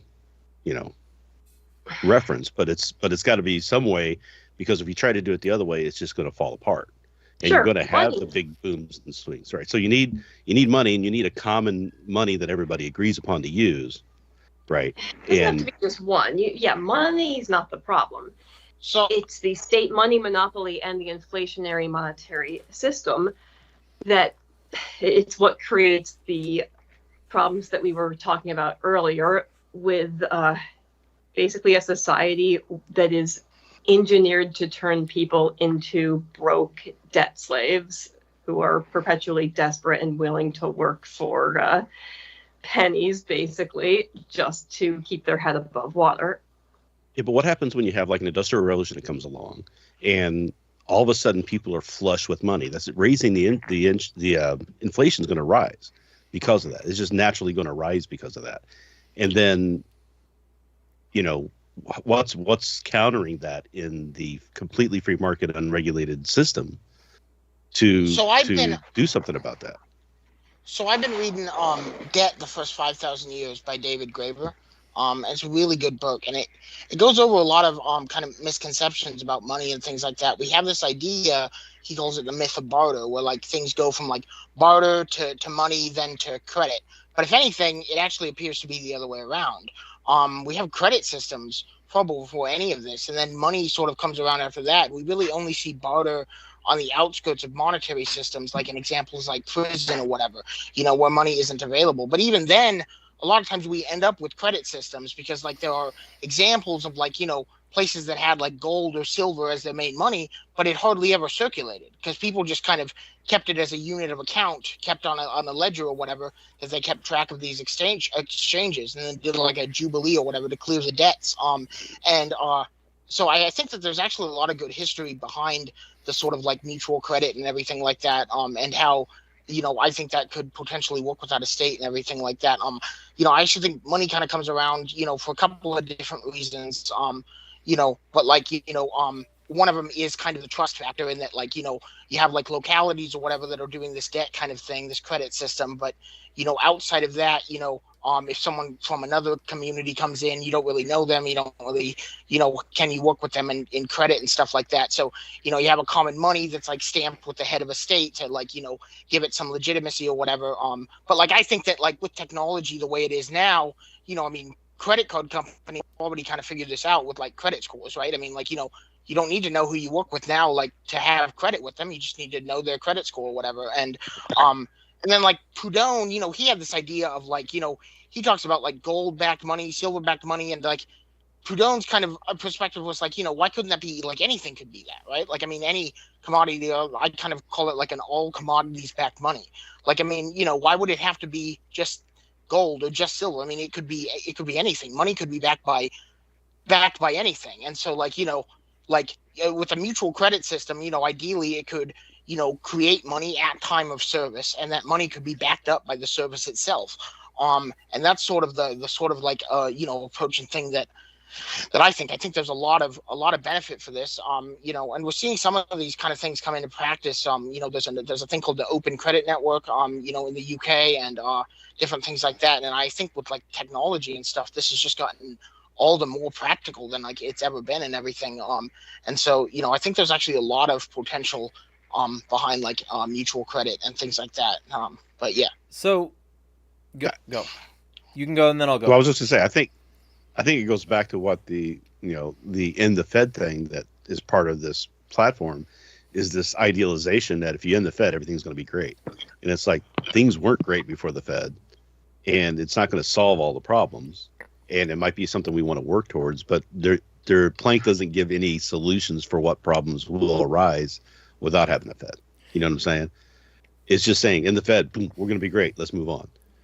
And part of this idealization, part of this idealization of things the way before things were better then, and it's like no, they weren't. That's always been the problem with populists, is that they have this mindset that there was a golden age when things were better. And it's like things were not fundamentally better before the Fed, but you have to look into why there were still boom and bust cycles before the Fed, and why people thought that the Fed was going to make things better. Right. That's what I'm saying, is that it doesn't solve the problems. It just gets rid of what they see as a symbol for the problems. But there was it's not a solution. Money monopoly, and there was still artificial meddling in the monetary supply and which would come back. It would come back now. I mean, you would have cartels, you would have businesses and banking industries that would monopolize a lot of things. Well, in current today's time, and just saying in the Fed doesn't solve all of that. So, and that's why I have a problem with that Planck. Well, okay, the Fed's not the only central bank to ever exist. Say end central banking or end the state money monopoly. I don't care, but here's two problems I have.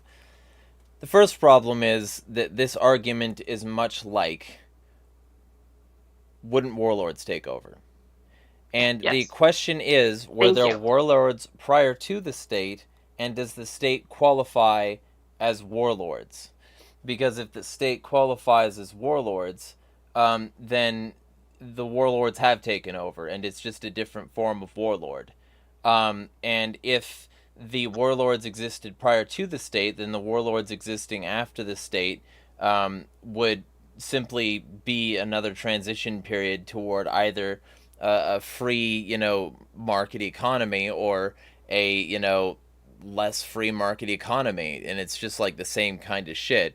So the question isn't wouldn't warlords take over, it's to acknowledge that throughout history humanity has been in a state of being ruled by one or more warlords.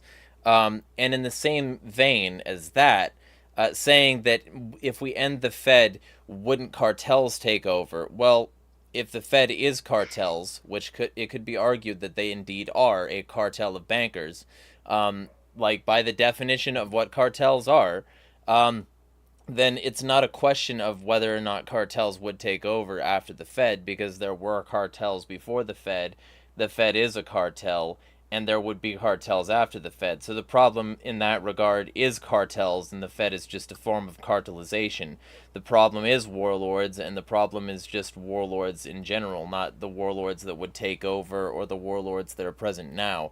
The concept of warlords and cartels to begin with, and both of those concepts, warlords and cartels, are enabled by the state. So being assistive of a transition to a stateless society is being anathema to both cartels and warlords in the same vein. So as far as I'm concerned, when we end up with this question of whether or not, like, we end the Fed, there's there's cartels, it's the same question to me. And the Fed, like, this gets into some of the things that Khan was talking about earlier, which is, like, generally speaking, I can see where you're coming from, but specifically speaking, this Fed is not like the central bank, the national bank in his country. Pierre's country did not have a central bank with the same sorts of privatized and highly, like, secretive shareholder meetings. They didn't have the creature that was born of Jekyll Island, proverbially speaking. What they had, and what they will always have, is a difference in terms of approach to their national bank, and it makes it a lot easier to convert that to a people-serving mechanism, because it was a lot less complicated, and it was a lot less, like, bureaucratized, as it were. So, like, as far as I'm concerned, it's a good thing to consider, but also past the consideration, the initial surface consideration, I would just say, even in your case, Con, end the Fed and replace it with a different thing that is a credit union. Don't take it over, because it's not like the institutions that the Fed has created could serve a mutualist end from an anarchist perspective. It's replace it with something that would. And in this particular case, the Fed is a massively corrupt bureaucratic organization, and even if it, like, improved things for a certain cast of people real early on, and even if things might get worse for a certain group of people if the Fed were, abolished, what I would say to that is replace it with something that would serve libertarian ends better. More, like, aptly, I would say currency competition. I would say allowing for people to escape the system entirely and go off grid so that they can do that without being prosecuted as heavily. Doing things that actually decentralize and remove power from the structure so that the structure does not have as many dependents on its own, systems. Because the fact is, the only reason Fed versus no Fed is even a question for the common person's considerations and well-being is because the common person's considerations and well-being are part of the chain that leashes them to the state. And I think that a lot of people are tired of being a good boy in that kind of way and would like to get off the leash. I think those people should be allowed to be unleashed, not the cops, but the common person on their own freedom and autonomy. So my answer to that would be maybe certain people would, lack of benefit, would have a detriment from an ending of the Fed. And I'm not denying that. But those people, if, the anarchist is serious about the anarchist's work, would be taken care of. If the anarchist is not serious about the anarchist's work, then everything's going to go to shit anyway under the anarchist paradigm, and people are going to say, well, we fucking tried that, and that didn't fucking work. So, it's one of those things where if the experiment is taken seriously by the people who claim to care the most about the experiment, they will pull out all the fucking stops to actually get the corruption handled and get the common person their ability to thrive. And if they don't give enough of a shit, well then fucking congratulations, you're the reason for your enslavement. Yeah, so yeah, those are really good points, and ultimately, I guess I should clarify, my idea of a mutual credit confederation, if I thought that there was a chance to reform the Fed in that regard, I would probably go for it. However, I don't see there much being a chance. Mainly, this is sort of my it's a rhetorical device project. I'm actually, yeah, and it's sort of my I actually plan on starting one of these. I'm doing more research to like try to write like a technical white paper in how something like this might work, and but like and I want to actually start something like this to say, I guess maybe outcompete the Fed, so to speak. Good. And like demonstrate it as a better way. Now I might push back a little bit in that the Federal Reserve is different than like the National Bank of France. But if anything, I think its differences might make it easier to reform. Again, I don't really see a practical chance of it happening, but when I consider the way that historically, and like even Murray Rothbard talks about, like the Federal Reserve sort of came around as like a collaborative effort between bankers and things like that for like financial security and things like that. And so it's like you said, it is kind of like cartelized by the banks or whatever. But in one sense, like I see your point in that it is very different. But in another sense, I could say that like if credit unions replaced banks and the credit unions formulated and formed their own sort of federal credit union kind of reserve kind of thing, then like in that sort of, because of the way the Fed was organized in like I guess less of a top-down manner, I guess at least historically it might have had a better chance of now at this point, like I think you're probably more on point with like I don't think really it being reformed, but given its like sort of historical how it came around is different than how a lot of central banks came around. And so like if that could sort of I don't know, in my head this all makes sense, but I don't know exactly how to put it in those words. But a lot of people don't understand the reason why we have the Fed to begin with is because there was a push for a centralized bank, just to say, okay, we have the Bank of the United States. We had that. Hamilton wanted that back in the day. And we did get it for a little while. Who? Crony bankers. This was snuck through Congress. No, but what I'm saying is they wanted a central bank. They wanted the government to have a bank. Then people pushed back on that. They said they don't want that. They don't want the government to have a bank. So they tried to come up with a hybrid, privately owned system that also had some introduction into the some regulation from the government, blah blah blah. And it may not be. I don't think it's like the best solution, but the reason wasn't necessarily just because that's what the banks wanted as much as it was there was a push against having that central authority of the government running the bank. People who were against there were a lot of bank had this habit of always turning up dead under mysterious circumstances too. Weird how that always seems to happen. Yeah, there are a lot of big bankers and stuff that like have a vote in like the Federal Reserve on the Federal Reserve's board and stuff. And I guess that's kind of what I meant when I said like that. Like that's a little different than like traditional central banks and everything. And so like if those banks were credit unions instead, then like they'd be owned by their members, and that would give more people a vote on these boards and everything like that. Which was kind of what I was trying to get at when I said that it might actually be a better chance of reforming it into more of a credit union than a traditional central bank. But yeah. Right. You're advocating something that is the opposite of what the Fed is, so I think you should just be with us on abolishing the Fed and drop the whole reform thing, because it just makes you sound like a reformist. I'm with no, I mean I see what you're saying. State's monetary monopoly in the first place.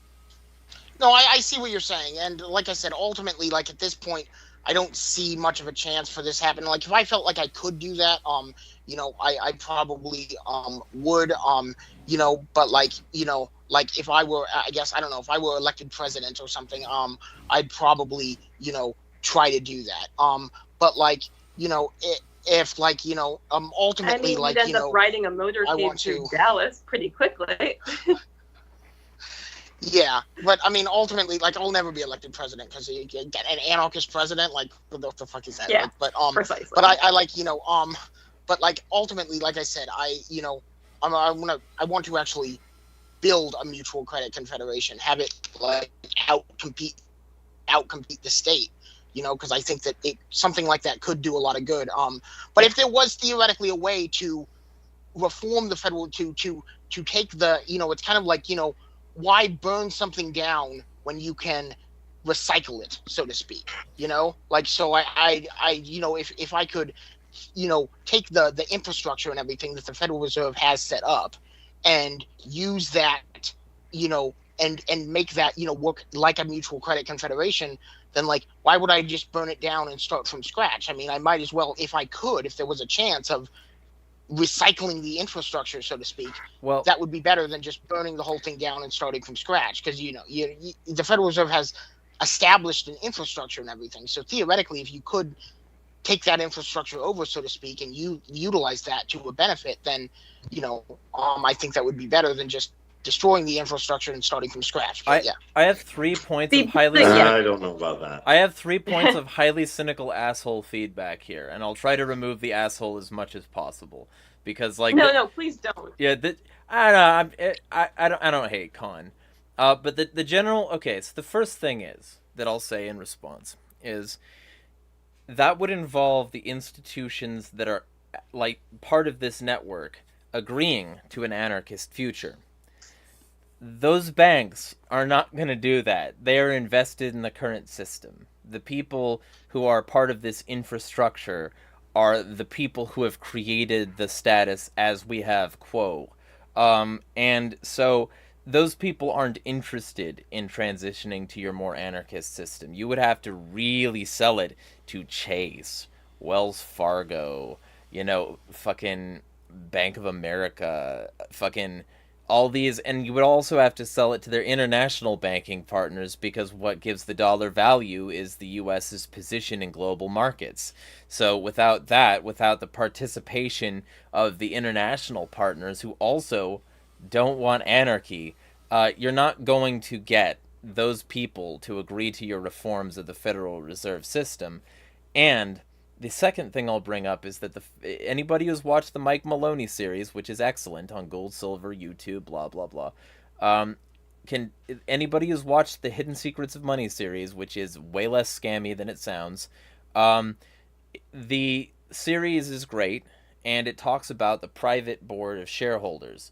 And this private board and these private, secret shareholders that control a lot of the actual policy of the Fed on a policy level, they're not interested in shifting either because they're making so much fucking money.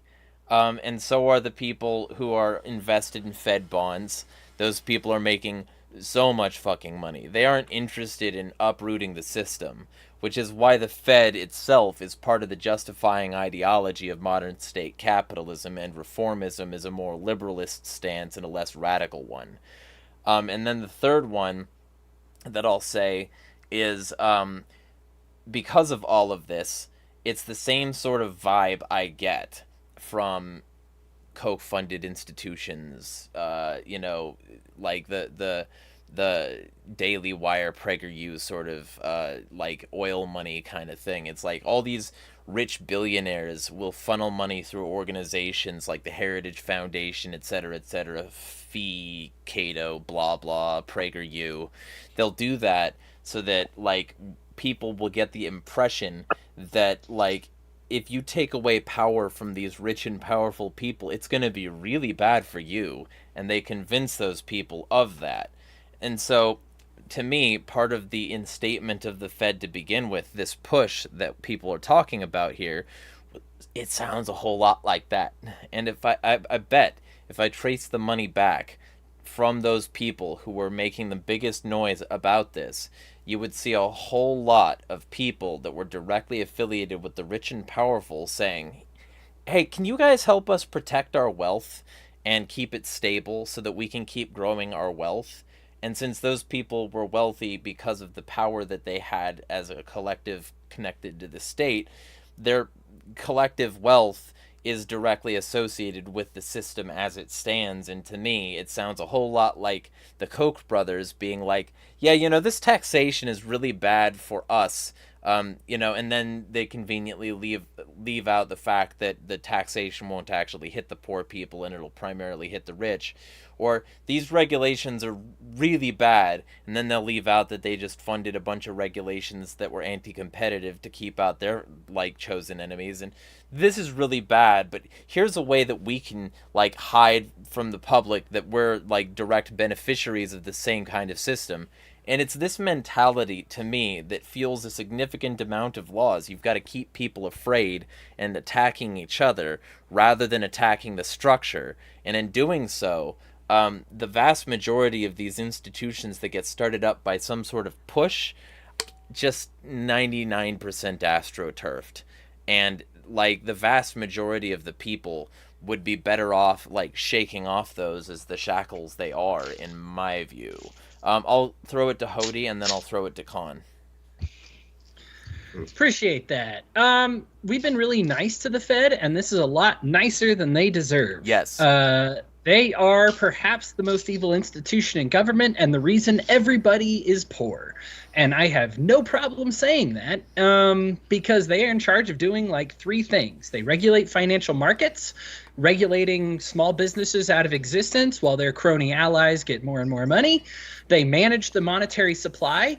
Almost all of it, I think like 80% plus of it, is given through a loan so that it goes back to them. So every time you, like, get mad at your bank for all these fees taking money back, every dollar they, and I don't love the banks, believe me, but every dollar they get, they usually owe to the people who gave it to them. So they can't give out the money, right?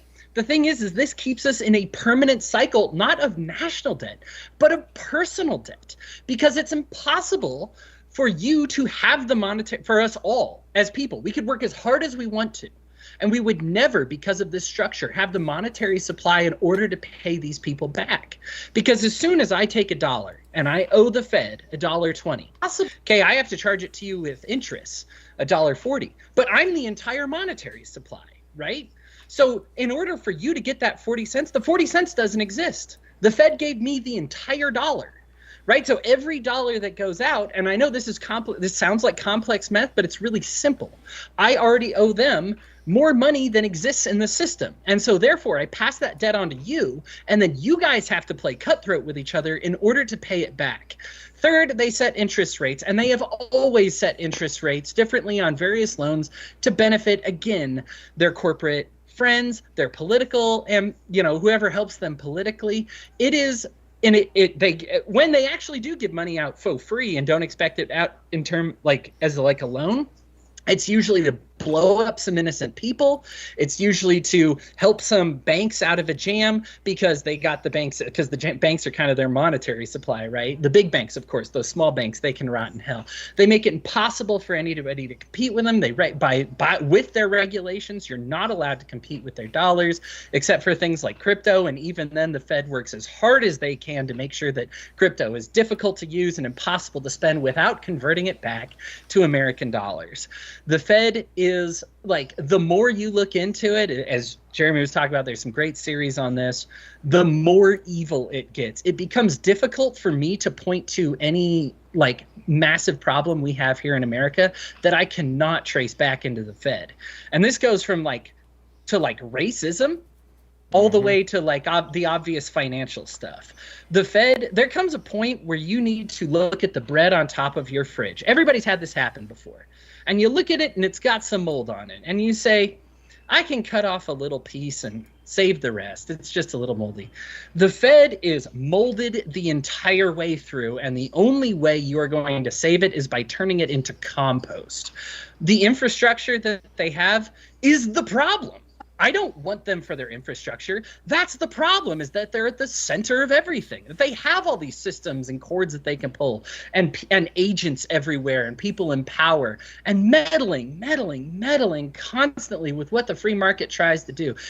We used to have 2 central banks. At least that created some competition. You want to look at times when America goes into debt and its ability to pay down without a Fed? Look at what happened during the Civil War. Massive debt. Completely irresponsible. We started being able to pay that down. right? We were actually doing okay. And then what happened? Fed comes along in 1913, as you mentioned, there's some demand for it. And the people who opposed it magically disappeared. Surprise, surprise. And so we get a Fed, 1913. What happens in 1919? The worst recession on the planet. People push back. We finally get like the roaring 20s. People are able to afford things because there's pushback against the Fed. Then they lax them. What happens? They jerk around with the banks. What happens? People make a run on those banks because the Fed devalued the currency. Bam, you got 1929. You got the second worst depression. That lasts forever because of more political meddling. We used to have, like, I believe it's a sixth of the number of financial crises, and our average recovery time from those was 3 months. And now look what happens when the Fed meddles in things. We have, like I said, 6 times what we had before. And how long does it take us to recover? I'll be honest, maybe never. I'm over here as a millennial. We weren't exactly financially well-to-do, and I read document after document saying the generation that comes after me has less than half of what I had at their age. This is a disaster that is perpetuating over and over. And of course, what's the only solution? More Fed, more power, more for us to do. This is government. This is the Gordian knot that is in government. This is why I can't support things. I know you guys were kind about like the ACA and like government giving stuff back and like healthcare. Absolutely not. When they do things, they do it on their terms. They don't give away their power for fun unless you really, really, really will kill them for whatever you're going to do. Kill them in Minecraft. By the way, no violence. I'm big on peace. This is important. But they won't do the right thing. If you think they're doing the right thing, like, oh, Joe Biden's reducing insulin, that must be really sweet of him. He gave every pharmaceutical company the power, automatic monopoly over any future technology that you might ingest. It's literally in the Inflation Reduction Act. They have the power to set those prices, right? So yeah, he did a cute little thing to score some political points, but what's the danger in that? Oh, all these other life-saving medications are now 15 times what they cost before. Now people are going to start dying because they can't afford it. They never give stuff back for free or for fun. The only thing you can do is smack it out of their hands and say no, step away from it. This is what happens when people try to preserve the cops, because hey, look, I get what Dennis is saying. It's not like things are perfect before that, right? Industrial Revolution, money wasn't going back to everything that it should have, especially with how hard the employees were working. Totally understand that. We had 2 central banks. They were both terrible. They deserve to be held accountable for what they did. 100% on that one. If we abolish the cops, listen, I'm not saying that there's no rapists out there that need somebody to get like a fist down their throat, not in a sexual way, but that's the way they'll take it. But they need to get beat up for what they're doing. They need somebody to be like, no, you can't do that. The issue is the police system is so rotten that it should not be done. I do believe in the markets. Free banking system. Look it up on Google. It's the first video that'll pop up. Free banking systems pop up. They do exist when they're permitted to exist. They're fantastic. They're accountable. They are free market. I know that things like money and like what Rose was talking about, these things will absolutely exist because there's a demand for it, right? Like money and stuff will exist. That's okay. Ludwig von Mises, theory of credit. Like credit will exist. I understand. It's a good thing. I'm not saying like there should be no such thing as like debt and interest rates or anything like that. It's the thing is these people have managed it so poorly and intentionally poorly. They have perverse incentives, and you just need to cut them off and just say end the Fed. One of the most disgusting things that I have with the populist right is that they took this statement, end the Fed, and most people now hear it as an anti-Jewish dog whistle. Because the Fed absolutely needs to be ended. But because they got that all mixed up with Pat Buchanan, when people hear end the Fed, they're just like, that's just anti-Jewish talk. They're mad that the Jews control it. And unfortunately, because the paleo conservatives embraced all the anti-Semitic rhetoric coming from that, who were also saying end the Fed, the two are conflated. So now it's difficult to even say end the Fed and be taken seriously. But the Fed does need to be ended. We can say end the Fed, we can say abolish the Fed, we can say central banking, whatever we need to change it to, I'll change it to. Bottom line is it does need to go. And it's unfortunate that the paleos got this right. This is why I don't even like it when the paleos get stuff right, because it ties it all up in this racism and bigotry, right? And then all of a sudden, when I agree with them on something, they're going to be like, oh yeah, LPNH believes that too. And I have to go, oh my gosh, please no. Like, for the anyhow. wrong reasons. Yeah, right. Yeah, no, you're not exaggerating too. Literally every single problem in our society, you can trace it back to the monetary system, and at the very head of that is the Fed. Yeah, well, and to be clear, like, when we talk about this stuff, like, it's why the Paleo strategy was immediately flawed, because what it was trying to do was trying to appeal to those rich fucks, to appeal to those powerful fucks, to, like, say that no, they should be able to retain some of their power and privilege, because we need their votes. We need them to, like, get into authority so that they can reduce the regulations for us so that we can make more money, etc., etc., etc. And this incestuous relationship between privilege, power, money, and the right has meant that in the same fucking essay where they said, you know, I don't mean white-collar criminals should be crushed, and, like, few planks later, he's like, yeah, those white-collar criminals should be crushed. Because it's not about, like, stopping, you know, power, it's about reconcentrating it. And, like, that's what I think people should avoid. And so for me, I'm all about, like, ending the Fed because it's clearly a failed experiment at that reconcentration of power benefiting the common person, if it was ever intended for that purpose to begin with, and not a massive smoke show designed to tell us that this was for our benefit when it was literally to benefit and concentrate the power in the hands of the elites who primarily benefited from it. Like, the elites love this sort of stability, artificial stability. They love that shit because it helps them jack up their everything. Like, the most expansive empire in history is the American hegemony. And they got there because the Fed allowed them an infinitely spreading pool of money, debt, and bullshit that they could fuck off with. So, like, that's my case. I think, for me, like, if I were to make the most damning statement of the Fed possible, to me, the Fed is the blood, the blood vessels for the beast. When it comes down to it, the system would not be able to operate without their fungible assets, and that means that every, like, systemic flaw, everything that boils down to tyranny that we experience these days is a direct fallout, direct trickle down from the Fed's ballsack, and I'm tired of their sweat. I would say, if we're going to really break this down, you could do one of two things. I guess since me and Jeremy are leftists, I am okay if the society is small enough with abolishing money and just doing a share economy. Meaning, hey, I give you this for this. Jeremy I help Jeremy get on a carnivore diet. He's happy. He helps me, I don't know, beat Sonic 3. Actually, you know, that's a stream we should do. We should have a moderated debate on the scientific benefits of the carnivore diet. Oh, God. I'm interested too, because I know people who have gotten really good results on it. So, and I don't really believe it either, but I'm results for themselves. Rose, would you moderate a debate between me and Kareem on that subject? Okay, sure. I can't guarantee I'll do a good job moderating, but I can try this. Well, Seems like a good introductory debate.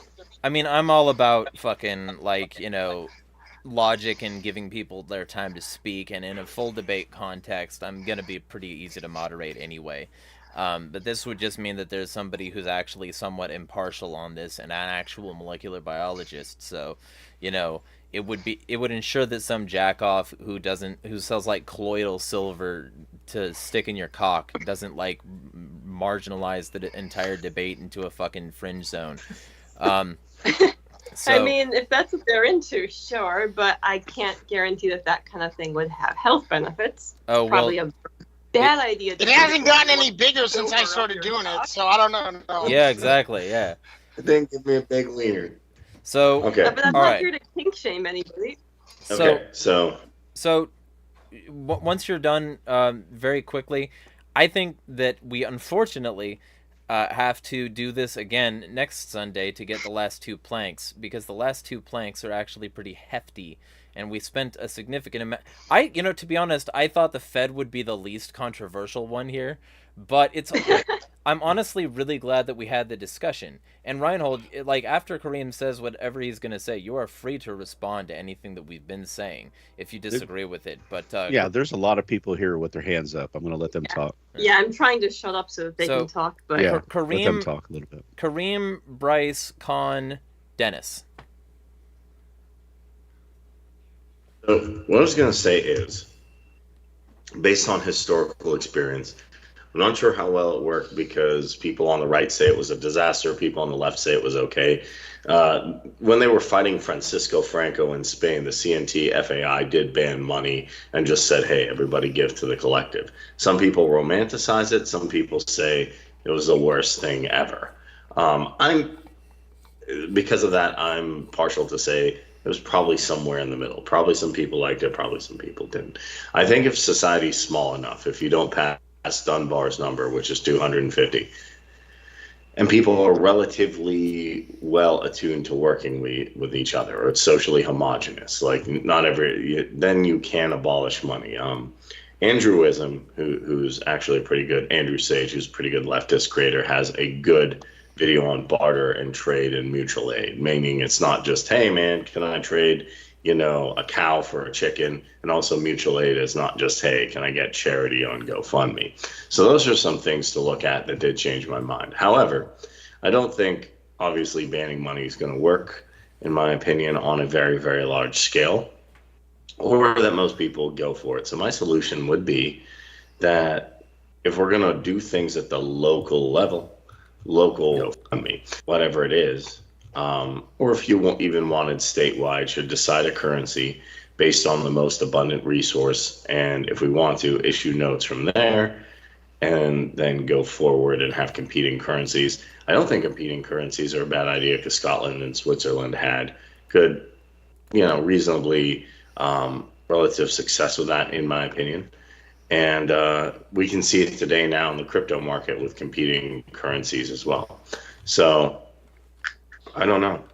I think that would be the best thing to do, but I'm not an economist.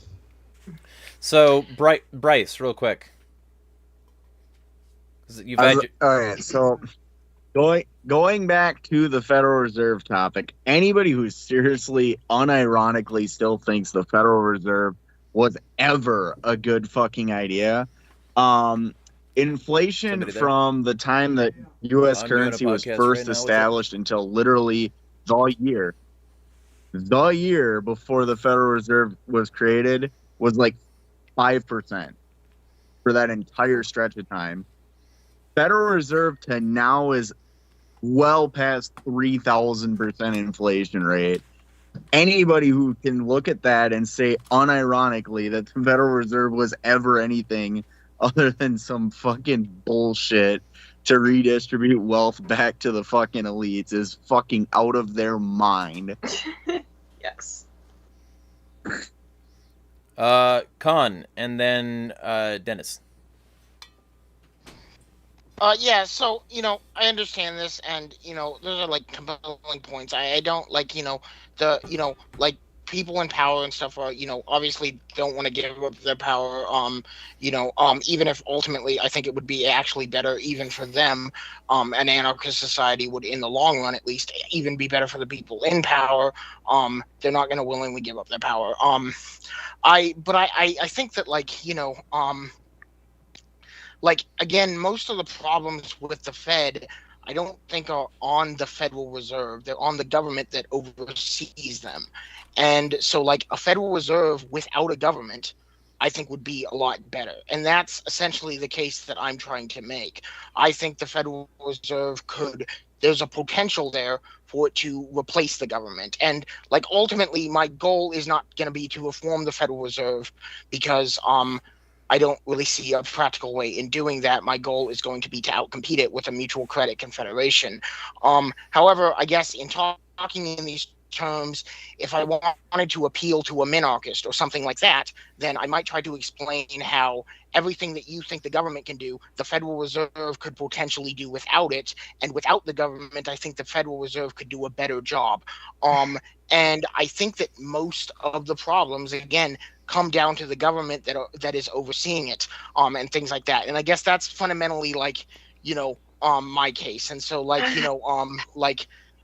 know it's a, hot take of mine, but like, that's kind of like, I guess ultimately like the case that I'm trying to make is it's not like, the Federal Reserve without the government overseeing it, I think has a potential to do a lot of good. And if it was organized in the sense of a credit union, not controlled by, bankers and everything, but actually owned by its members and worked for the benefit of its members, then we would see a lot of benefit.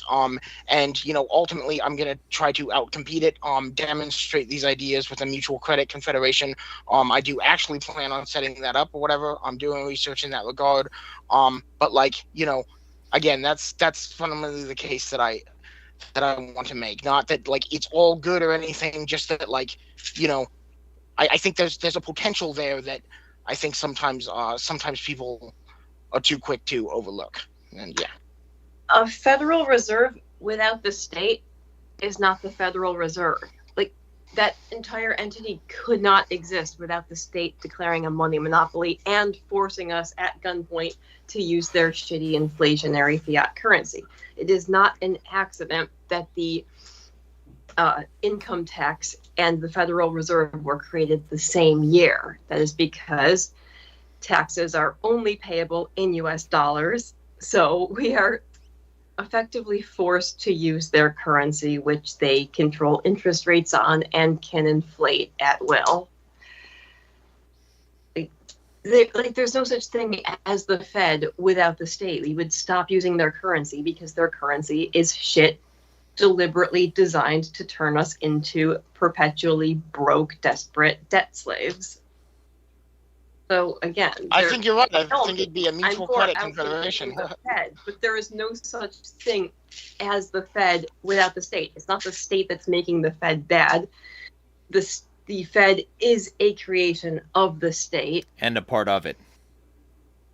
Of it. It is literally a quasi-government organization. Yeah, it's one of those things that's private in name only, so that it can have even less transparency and oversight than a explicitly state-run institution. Or to get super leftist over here, I'll just say that the term private often exists as a way to distinguish property that the state determines in a certain way and will benefit the state reciprocally. So they privatize things, and through the process of privation, create scarce resources that they control, because you have to follow the law if you're going to use them, and they control what the laws are. Mm-hmm. So effectively, private property is a highly statist institution, usually on its own. So being over here being a super commie.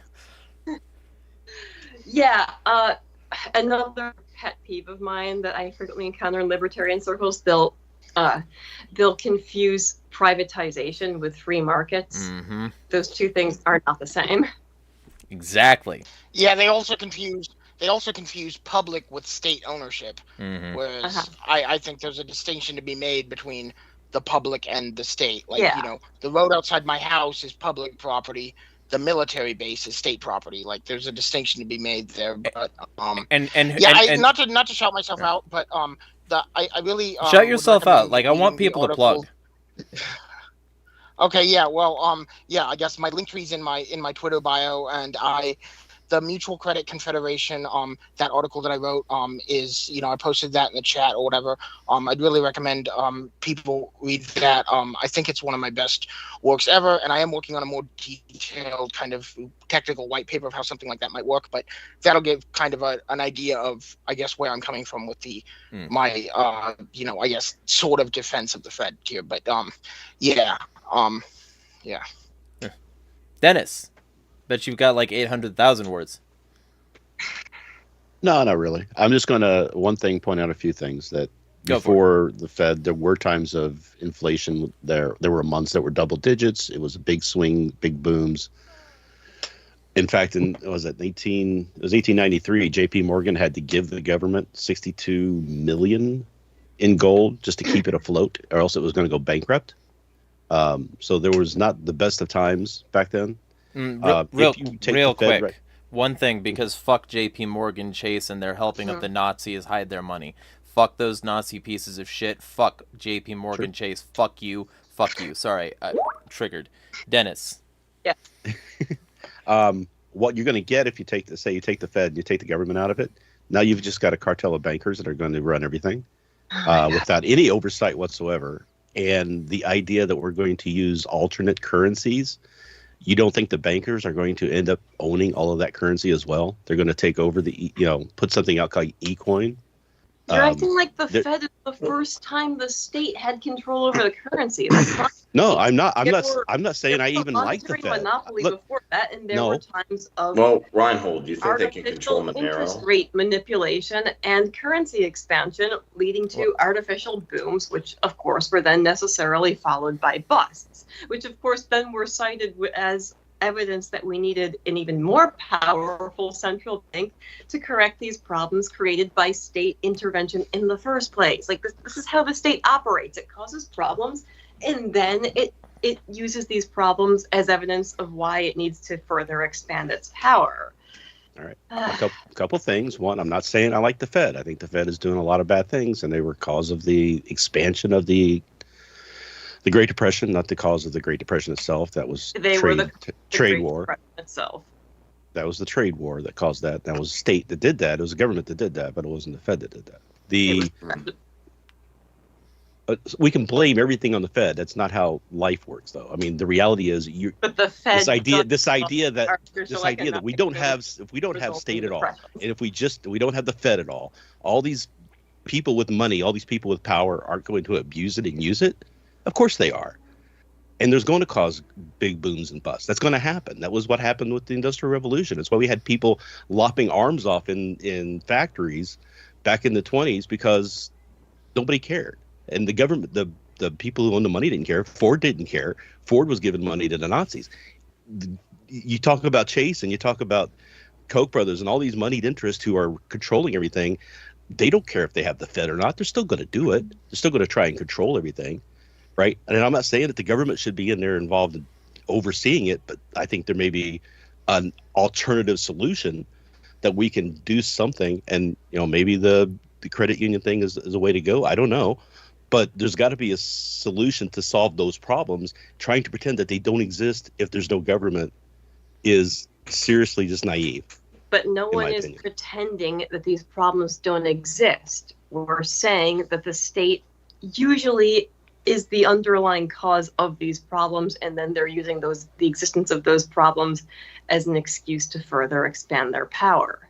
I disagree. A lot of times it's just private industries doing bad things, and the government is using them as excuses to do the things that they do, but that doesn't mean that those problems aren't going to be there. Government like it's a horse, man.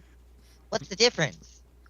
I think the issue with the private industries doing these things and the state is the same. Fundamentally, its root is power imbalances. That's the root of it, right? The state it's in a position of power, so it can do all of these things, and so all some private companies, and things like that. So underlining it, the state is very problematic. I agree, but it's not just problematic because it's state. It's problematic because of the power that it holds.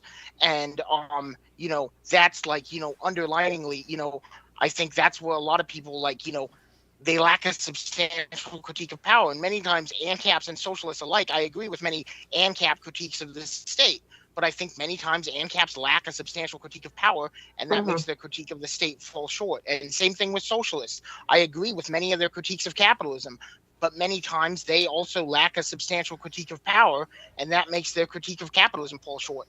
And that critique of power is fundamentally what it all comes down to. Another one of my hot takes is I think egalitarianism and libertarianism are interchangeable terms. I think that equality requires liberty and liberty requires equality. You cannot have one without the other. And so that's like fundamentally when you have anyone in a position of power, whether it's a capitalist or a politician or a cop or a boss or anything like that, they're going to be able to get away with doing things and not be called out when they inevitably subordinate another's interest to their own. And that's like fundamentally the issue that it all comes down to. I oppose capitalism and statism on the same grounds for the same reasons. It's that power, the power imbalances, the inequality there in power. And that is fundamentally like the issue that needs to be addressed, and things like that. And I think that's at the core of anarchism, because anarchism isn't just about no government. It's about, rule without rulers. It's about, not having someone who can rule over you, whether that's a government or a private capitalist firm, not having rulers, no gods, no kings, no masters, no exceptions. And yeah. Well, you can have a voluntary relationship with a god if you want. They abandon class analysis, and that's what leads to all this stupid conflationism that they frequently engage in. I agree with that. Real quick, Bryce and Bread, because you two said very little. So on that last point, as a Catholic anarchist, I disagree that gods can't exist in anarchy. Going back to Reinhold, though, nobody is saying pre-Federal Reserve shit wasn't bad. The government was meddling in our private in the market just as much, or almost as much then as they are now. But I want to reiterate a point that I made earlier.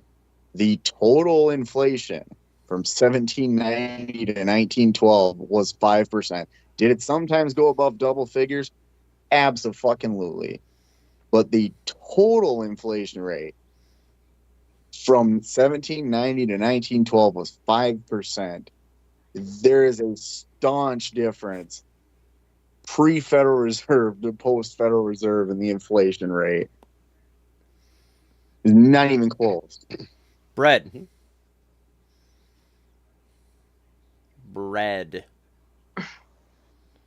Because I believe you forgot to push the button.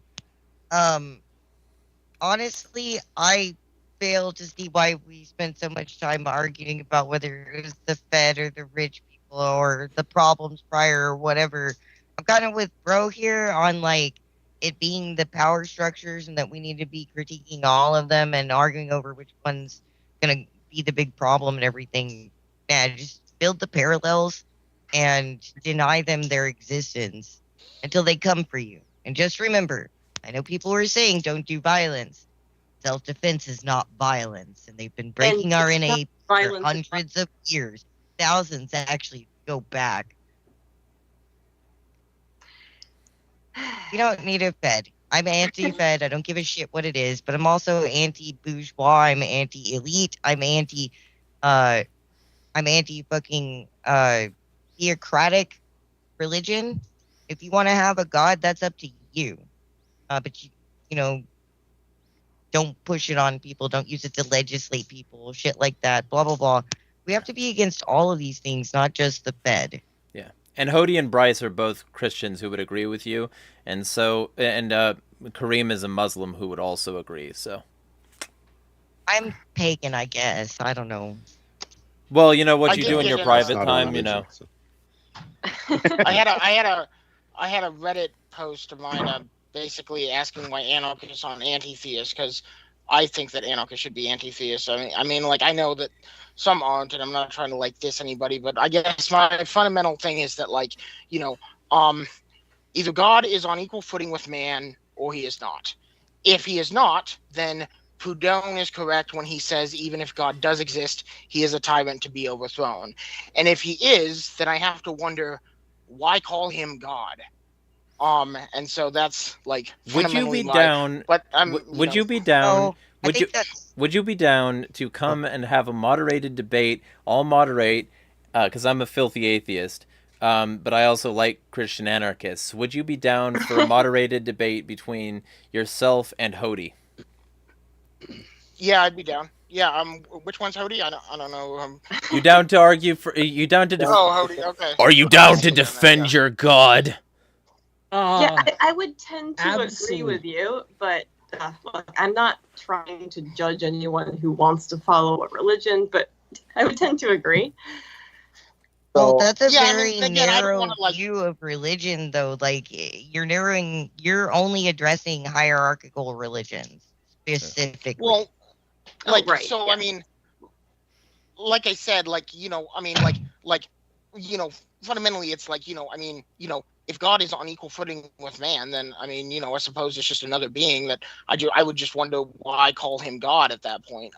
But if he is not, if he is above man and can rule over man, then to me it seems like, again, Proudhon is correct, that he is just another tyrant to be overthrown, even if he does, in fact, exist. Now, again, I don't want to, come off insulting or whatever. I know it sounds insulting. I don't hate religious people or anything like that. It's just it sounds like you're equating all religions to be built like Christianity or something hierarchical like that. And many religions out there are not like that at all. There is no God that's above me or anything like that. Like you're kind of shoehorning religion into a specific structure, and I think that's incorrect. Well, I'm actually more trying to focus on God and the position that God has, right?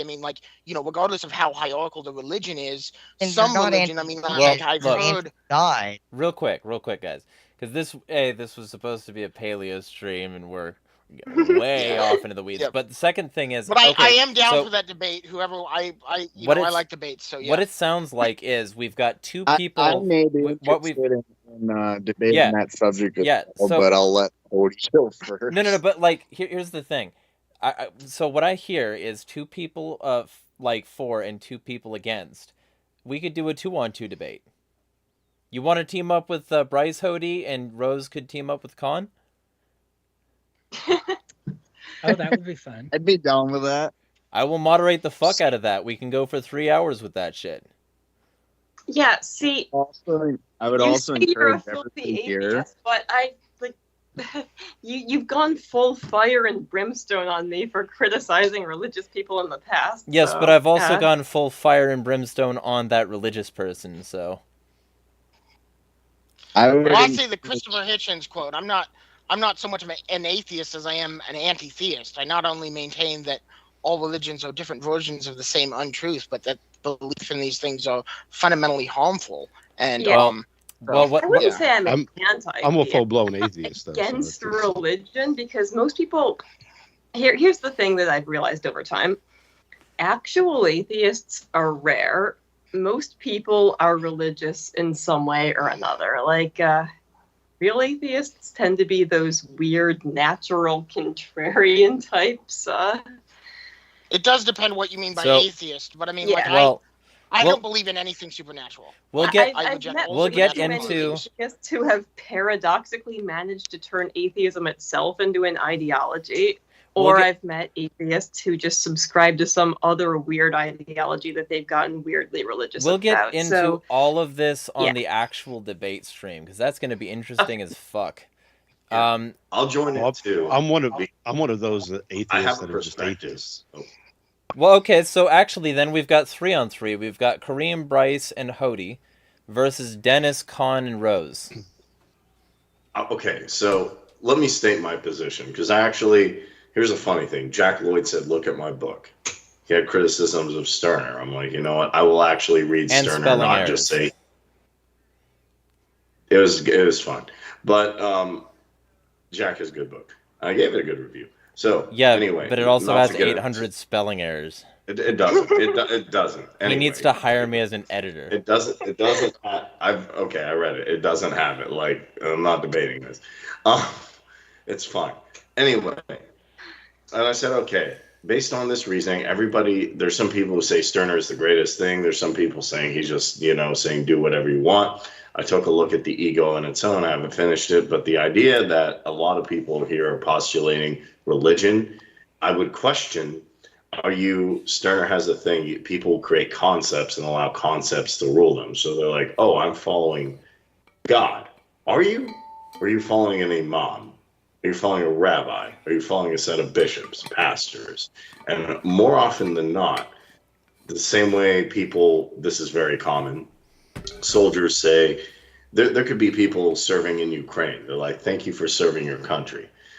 And getting past the semantics, did they? Or did they serve the Biden crime families, deals? So if we want to be very specific, I'm not against actual spirituality and having a connection directly with God like Alan Watts would talk about. I'm not an atheist, but I'm not a dogmatic spiritual person. But I would caution people and say most people are being ruled by something they're calling God, but it's an institution run by people who claim to be on behalf of God, that then act as a third party and say, hey, just like the state does, or just like the Federal Reserve does, they say, hey, I'm serving America. But actually, are they? Or is it a group? So I would say smash all of your, if I really would break it down, the thought that popped in my head today is people like Kropotkin, Bakunin, and most recently Bookchin help to take down physical hierarchical power. Sterner helps to take down hierarchical mental structures that shouldn't exist by saying, hey, smash that third party construct that exists and act in individual radical autonomy.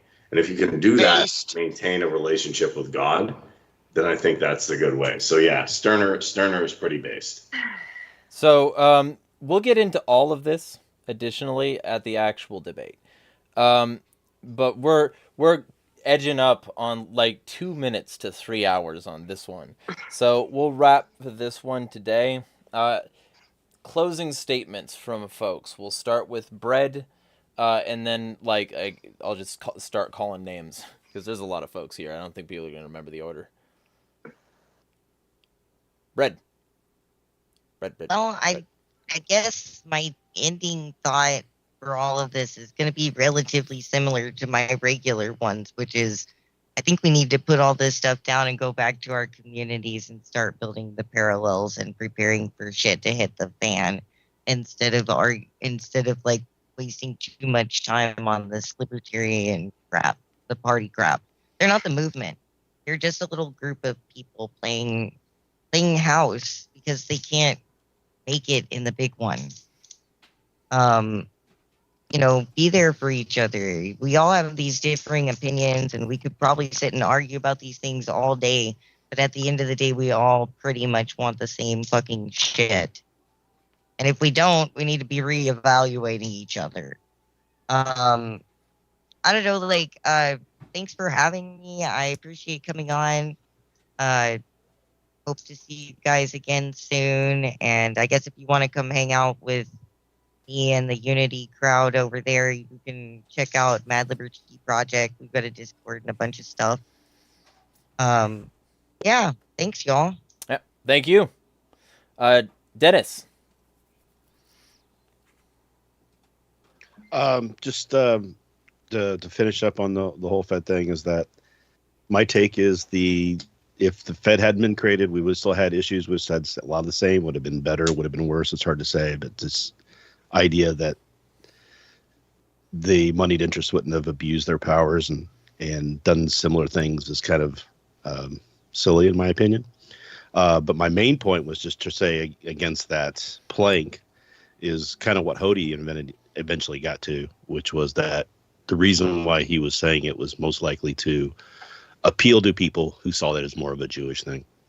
And that's just because it kind of goes in with the rest of what he was trying to go for. That's to reach out to those people to the old right, which was the old right populace, which was the old right, David Duke, fascists, Pat Buchanan doing that. So yeah, so that's the purpose of what he was trying to do there.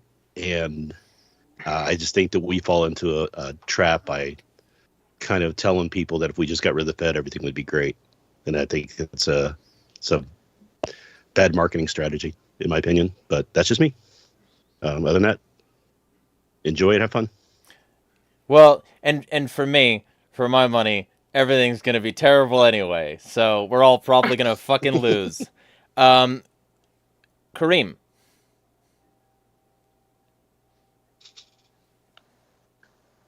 Yes. All right.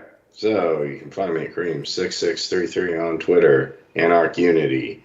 I'm also part of the Mises Caucus as well. Mad Liberty. I highly recommend. I highly do recommend look at what Stirner actually says, or at least look up ownness, because it's not what you think it's not what I thought it was. It is actually similar to Nietzsche, but you actually have to go down and understand some of the things Nietzsche talked about in concepts, rather than just being like, oh, this just means to like act however you want with no consequence. That being said, I'm still supporting the Chase Oliver campaign. They're trying to take him off the ballot, which out of all the things going on in the world, that's really what you want to do. And granted, he is probably the best candidate now, as far as I'm concerned, next to Jill Stein. So I think that's a complete waste of time. That's stupid. I still support Chase Oliver, still part of the Mises Caucus, join Mad Liberty as well. I will be doing the debate with Jeremiah and hopefully some more streams and stuff in the future. Other than that, practice radical individual autonomy and don't have any third-party concept that don't allow any concepts or constraints that don't serve you to exist. Con.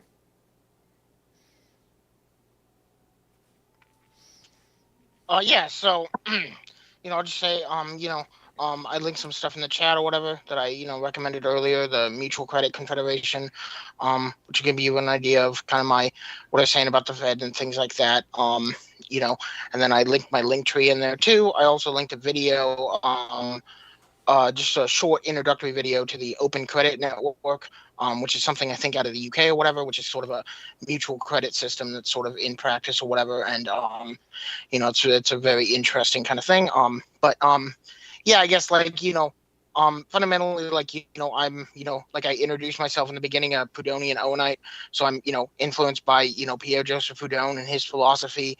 And Robert Owen, I really like Robert Owen's approach. I know he wasn't technically an anarchist, but I like his approach, his idea of that we can build these alternative, and he actually tried to do it, with New Lanark in Scotland and New Harmony, Indiana, which are other things that I'd recommend looking into, tried to build these alternative communities to demonstrate that there's a better way. Because we could talk all day with statists about how, good anarchism would be or whatever, but it's like I've said before, I could talk all day about gravity and how that works and everything, or I could just do this.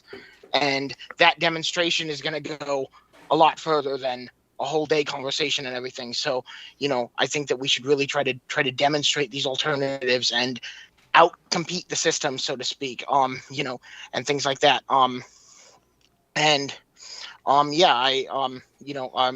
I'd be down for a debate and everything. I'm always down for a debate. I like those. I think they're fun. I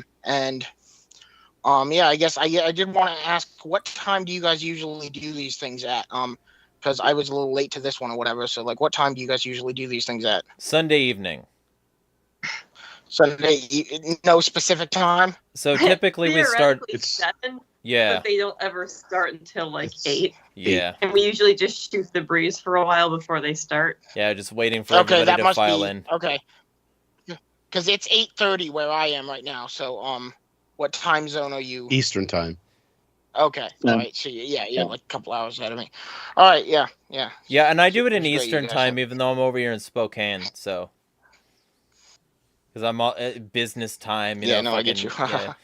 All right. So Bryce. All right, so going to Kareem's point about Chase Oliver, I'm going to disagree, and I'm going to push that Tom Ross agenda. Tom Ross, I think, is even though he's a left libertarian, I think he's a better libertarian, and I would absolutely encourage people to check him out. As far as Reinald's point, yeah, absolutely, I would definitely agree. things would probably still be bad without the Federal Reserve. Where I disagree is the idea that they could even possibly be worse. It is objectively, based on what was going on at the time, there was still a lot of regulation, and the economy was nowhere near as much of a shithole as it is now. I would also encourage people to, if my camera, there we go, check out this book, Essays in Anarchism and Religion. I'm going to start reading this one, Voluntary Islam. Feel free to check that one out as well. Check out the Mises Caucus. I know they're pretty controversial, but there's a lot of good people there. It's just unfortunate that some shit's going on. And also check out Brett's Mad Liberty. There we go. Rose. Right. So going back to an earlier point that was raised by Brad and Khan, this ultimately boils down to an issue of power dynamics and unjust hierarchy. However, I will say that we kind of got caught up on the debate over economics because ultimately so much of this does boil down to the monetary system, which is kind of at the very core of the unjust hierarchies that we see today and that we're all subjected to. So there's a reason why we focus so hard on, say, the Fed and the monetary system. It's because it underlies all the other problems with society that we're suffering under. For example, like, no disrespect meant to the left libertarians, but I feel like a lot of what they focus on is often just a symptom of a much greater problem than the actual problem itself. Like, for example, they'll complain about landlording. Yeah, there are lots of shitty landlords out there. I'm not going to disagree with that fact. I tend to have some very mixed feelings about the practice of landlording in general. However, it's important to look at why landlording is even a thing. Like, why is it beneficial to invest in real estate? Why is housing a speculative asset? That ultimately goes back to the monetary system and the fact that people have to put their money into an appreciating asset in the first place. So this is a very important debate to have because it's so important. You gonna plug anything though? Anyway, you all can find me on a book if you like what I've been saying or you disagree and want to tell me why you think I'm a fucking moron, feel free to send me a friend request. Yeah, because like I didn't want it to be just like trail off and then you didn't get to actually say where and right. anything you want to plug like projects wise or. I'm not currently asking people for money or have anything that I need them to subscribe to or check out. Gotcha. All right. Yes. And Hody. Well, I'm a big naive idiot, and I think everything's going to be perfect if we abolish the Fed, and that's where I come from. Let's not strawman me here, and thankfully we can turn to a little bit of history to see what happens to governments that decide not to use central banks. And, oh boy, what happens in business when you fail? You get punished. What happens in politics when you fail? Other people get punished. It really comes to that simple. It's not that banks don't fail and don't ever make mistakes. It's just that their accountability is more personal. When we talk about accountability, like mistakes in healthcare or something like that, it's not that a doctor should individually be held accountable. The problem is what happens is we usually hold the taxpayer accountable. We don't hold the politician accountable when they make an unconstitutional law that shuts down a bunch of people. We just say, oh, too bad. That's how it happened. That's how it goes. Here's some money to make up for our mistake. Where does the money come from? Comes from you. Comes right out of your pocket, right? This is all money that maybe the Federal Reserve has to put in there, and that's just more inflation for you. Listen, I'm not advocating for everything to be perfect. However, I do want to make this point, especially when it comes not just to the Federal Reserve or central banking, but anarchy in general. Look this up and double check me on Wikipedia. Look the entire list, and I will say this list changes frequently because people disagree on what counts as an anarchist community. Every single one was successful until it was invaded and destroyed by an outside government or nation. Not a single one fell apart on its own. And I'm talking whether you go to primitive Christianity or the Ukraine or Freetown Christiana or the Autonomous Administration of North and East Syria, the Taborites, Cartagena, the Stradza Commune, Baja Rebellion, Morelos Commune, any of these, right? You take your pick. What happens? All of them were taken over and defeated. These places didn't have centralized banking structures. How is it that they didn't give in to that? Now, some of these places, I should mention, still exist today. You can have a functional society without a centralized bank. We're so inundated with this idea that there must be one because there will be bad people. Of course there's going to be bad people. The difference is whether they're protected by law or protected by nothing. Because if you're protected by nothing, you're not very likely to steal from me or to make the mistakes that you make. Everybody watch the Fed put all this money in here and then tell us, gaslight us into saying inflation's not going to happen. You guys are just getting out of control about it. Meanwhile, every economist on the planet was saying what was going to happen. And then when inflation happened, they were like, well, this job's really difficult, you guys. How could I have predicted that something like this would have happened? This is absolutely not something that would have happened with any degree, any iota of accountability. I reject utopianism. But the bottom line is that getting the government out of it seems to be a serious prescription for success. The only way you fail is by getting murdered by statists. Historically, that's just the way it's gone. And I understand that there will still be bad people in these societies. Did the Taborites have murderers in their society? Of course. And they had to have ways of dealing with them. The difference is they didn't turn to politicians and cops. They looked at themselves. And they were able to do that until the government said, nah, we're going to go ahead and conquer and occupy you guys and not allow you guys to operate in that free way anymore. When you look at something like the primitive Christians, what happened? They were doing great. People were voluntarily leaving their own citizenship at other communities in order to be part of it. And what happened? The state had to step in to stop it. Otherwise, they would have been too successful because competitive systems are competitive. That shouldn't shock anybody at all. Because if anybody sees what the Fed does and knows that you could be more competitive, and believe me, anybody on earth, even the most uneducated person could step into the Fed and do a better job than they did just by acting with conscience. I'm not even saying with intellect, just by trying to do the right thing. You would do better than them. And so it's by intention that they do all of these wicked, horrible, warmongering, murderous things. The Fed is a terrible thing.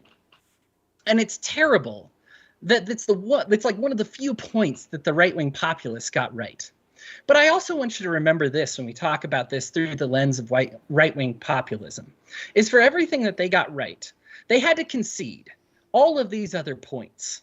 They conceded, okay, unleash the cops. What do we have? A lot of cops. We had to concede America first. Okay, well now we've got this nationalist mentality. What we conceded, we successfully gave away. What did we get back? Did we get rid of taxes? Is the income tax gone? Are corporate subsidies now gone? No. We made the trade. It's like a trade, like saying, I'll give you my pencil for your pen. And then as soon as I got the pen, I don't give you my pencil. This is what happens every time. This happened 30 years ago, by the way, when they tried the Paleo strategy before the 90s. And it's happening again, and it will happen again. Because when you barter with the state, you barter on their terms. And you can give away whatever you want. Freedom, right? You're at liberty to give whatever you want to the state. But don't expect to see it again. And don't expect what you gave up to turn into some kind of political victory. Because it hasn't for the last couple of times. I will say on the religious front, find somebody besides Proudhon or Rocker to quote when it comes to that, because those two were responsible for the genocide of Christians across Europe. And it's really unfortunate that, unfortunately, a lot of anarchy didn't get taken off early on because the people who were instrumental to its founding promoted the murder of Christians in order to function. The Philosophy of Misery, chapter 1. He states you can't have it. Prudhoe just says straight up, you can't have a Christian in this society. If they exist, they're going to exist on their terms. They have to be killed. The deaths of Christians are a really unfortunate part of anarchy and how it got tied up with that atheist movement. I am fine with atheism because I believe in multiculturalism. You should be able to choose your culture. And I think that if there is truly a toxic culture, freedom, that'll take care of it. You wouldn't choose to be part of a culture that makes you sick. That being said, I don't think one culture fits all for everybody. I think we can all see with our eyes perfectly opened and come to different religious conclusions. That's okay. That's something that I believe fundamentally in my heart. It's something that's actually in my scripture. The idea that Christ as a liberator is something that is there in the scripture. I don't like it when atheists stand up there and tell me what I believe, that I must believe in some form of tyranny inherently. I must believe in my pastor as being a substitute for God. Allow me to believe what I believe. The Christians stood up for anarchy with their lives. And there are people who spit on their legacy by saying, no, you can't be part of our anarchist movement. You must believe in a higher power. Therefore, you can't be anarchists. I would argue that we are the very spirit of anarchy. And I think that my Christian values are the values that many atheists, including the ones in this chat, share. They just don't recognize them as godly values. And that's okay. I'm not demanding that of them. But part of this is our tolerance with one another. We need to be able to celebrate the fact that we can choose religions. And the idea that Christianity is some kind of tendency towards freedom has not had the ability to look at history and seen what atheism has done, as though they've always been great freedom fighters, then or now. Humanity is plagued with the condition of tyranny. This is not a simply religious problem, as many of our philosophers before. My hope is that our generation, this one, today, is the one that finally looks back and says, we're going to let all that religious stuff be religious stuff. People of every faith, every nation, every creed, every color belongs here in liberty. Whatever your cultural traditions are, if they're not hurting anybody else and they're building you up, welcome. Be a part of this anarchist community. I welcome you no matter what your faith is, no matter what your sexual orientation is, no matter what the color of your skin is. I believe that the anarchists that exist today are way better than the anarchists of the past. I'm inspired by the anarchists of the past, don't get me wrong.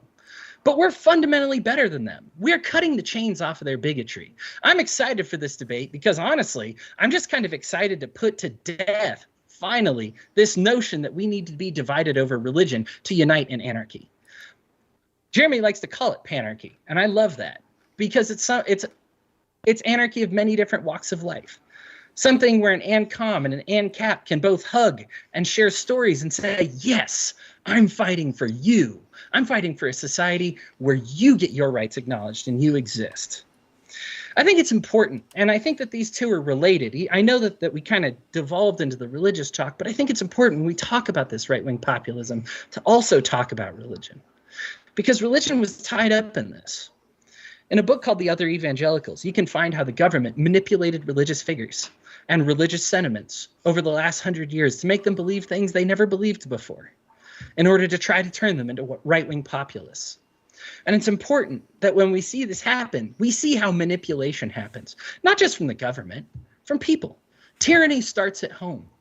Whenever you get berated for using a version of the Bible that they don't like, or whenever you're told, no, that study is wrong. Oh, you believe homosexuals can exist in Christianity? You're wrong. Get out of here. And you're looking at all the evidence and you're surrounded by it and you say, I'm sorry. This is what it is. I'm telling you what I see with my own eyes. That we're the people that are going to stand firm and say, I'm not going to reject it anymore. You can find me. My name is Hody Johns. I'm with the Love First Christians. We're a Discord group. We've been doing Bible studies pretty regularly now. We like to give people a chance to read, but pretty weekly. We're coming up. We're going to study the book of Acts coming up this Wednesday. If you want to be a part of it, please contact me. Get yourself a Discord link. We are a growing group. Our last Bible study had way more views than I've ever had on a podcast before. And I was really shocked by that, how much hunger there is to study the scriptures.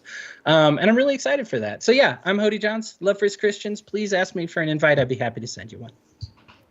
And what I will say is, as my closing statement, I'm going to just quote from the end passage in Bertram Gross's Friendly Fascism, The New Face of Power in America, which is a book everybody here and everybody everywhere should fucking read. And I've been pushing this forever, but I'm going to get real strong about it right now and read this final passage. These are no simple tasks. With so much to be done and undone, there is room and need for anyone anywhere. There are endless needs for uncovering exploitation and abuses wherever they may occur, whether intended or unintentional, and for demystifying the mysteries that obscure the workings of concentrated capital and power. It is necessary to act, even while knowing that any line of action may have unintended consequences and prove to be myopic, perhaps even blind. It is essential to learn from mistakes and false starts, and to begin again in an endless struggle to make things better rather than sit idly by, waiting until they become worse. It does not matter so much whether one prefers defending the best in the status quo, seeking a truly reformed capitalism, or preparing the way for democratic socialism. It does not matter what crisis one responds to, what aspect of the democratic vision one cherishes most, or which portion of the democratic logic one acts on and develops. What matters is that one finds companions in journeys that may not be brief, but should be joyous. In the course of these journeys, the dominant logic of today may be totally submerged by a new wave of a democratic future that seems improbable at present. This is the hopeful challenge behind all the puzzling entanglements of what is to be done and undone. O brave new world that has such a challenge in it. Smash the fucking state.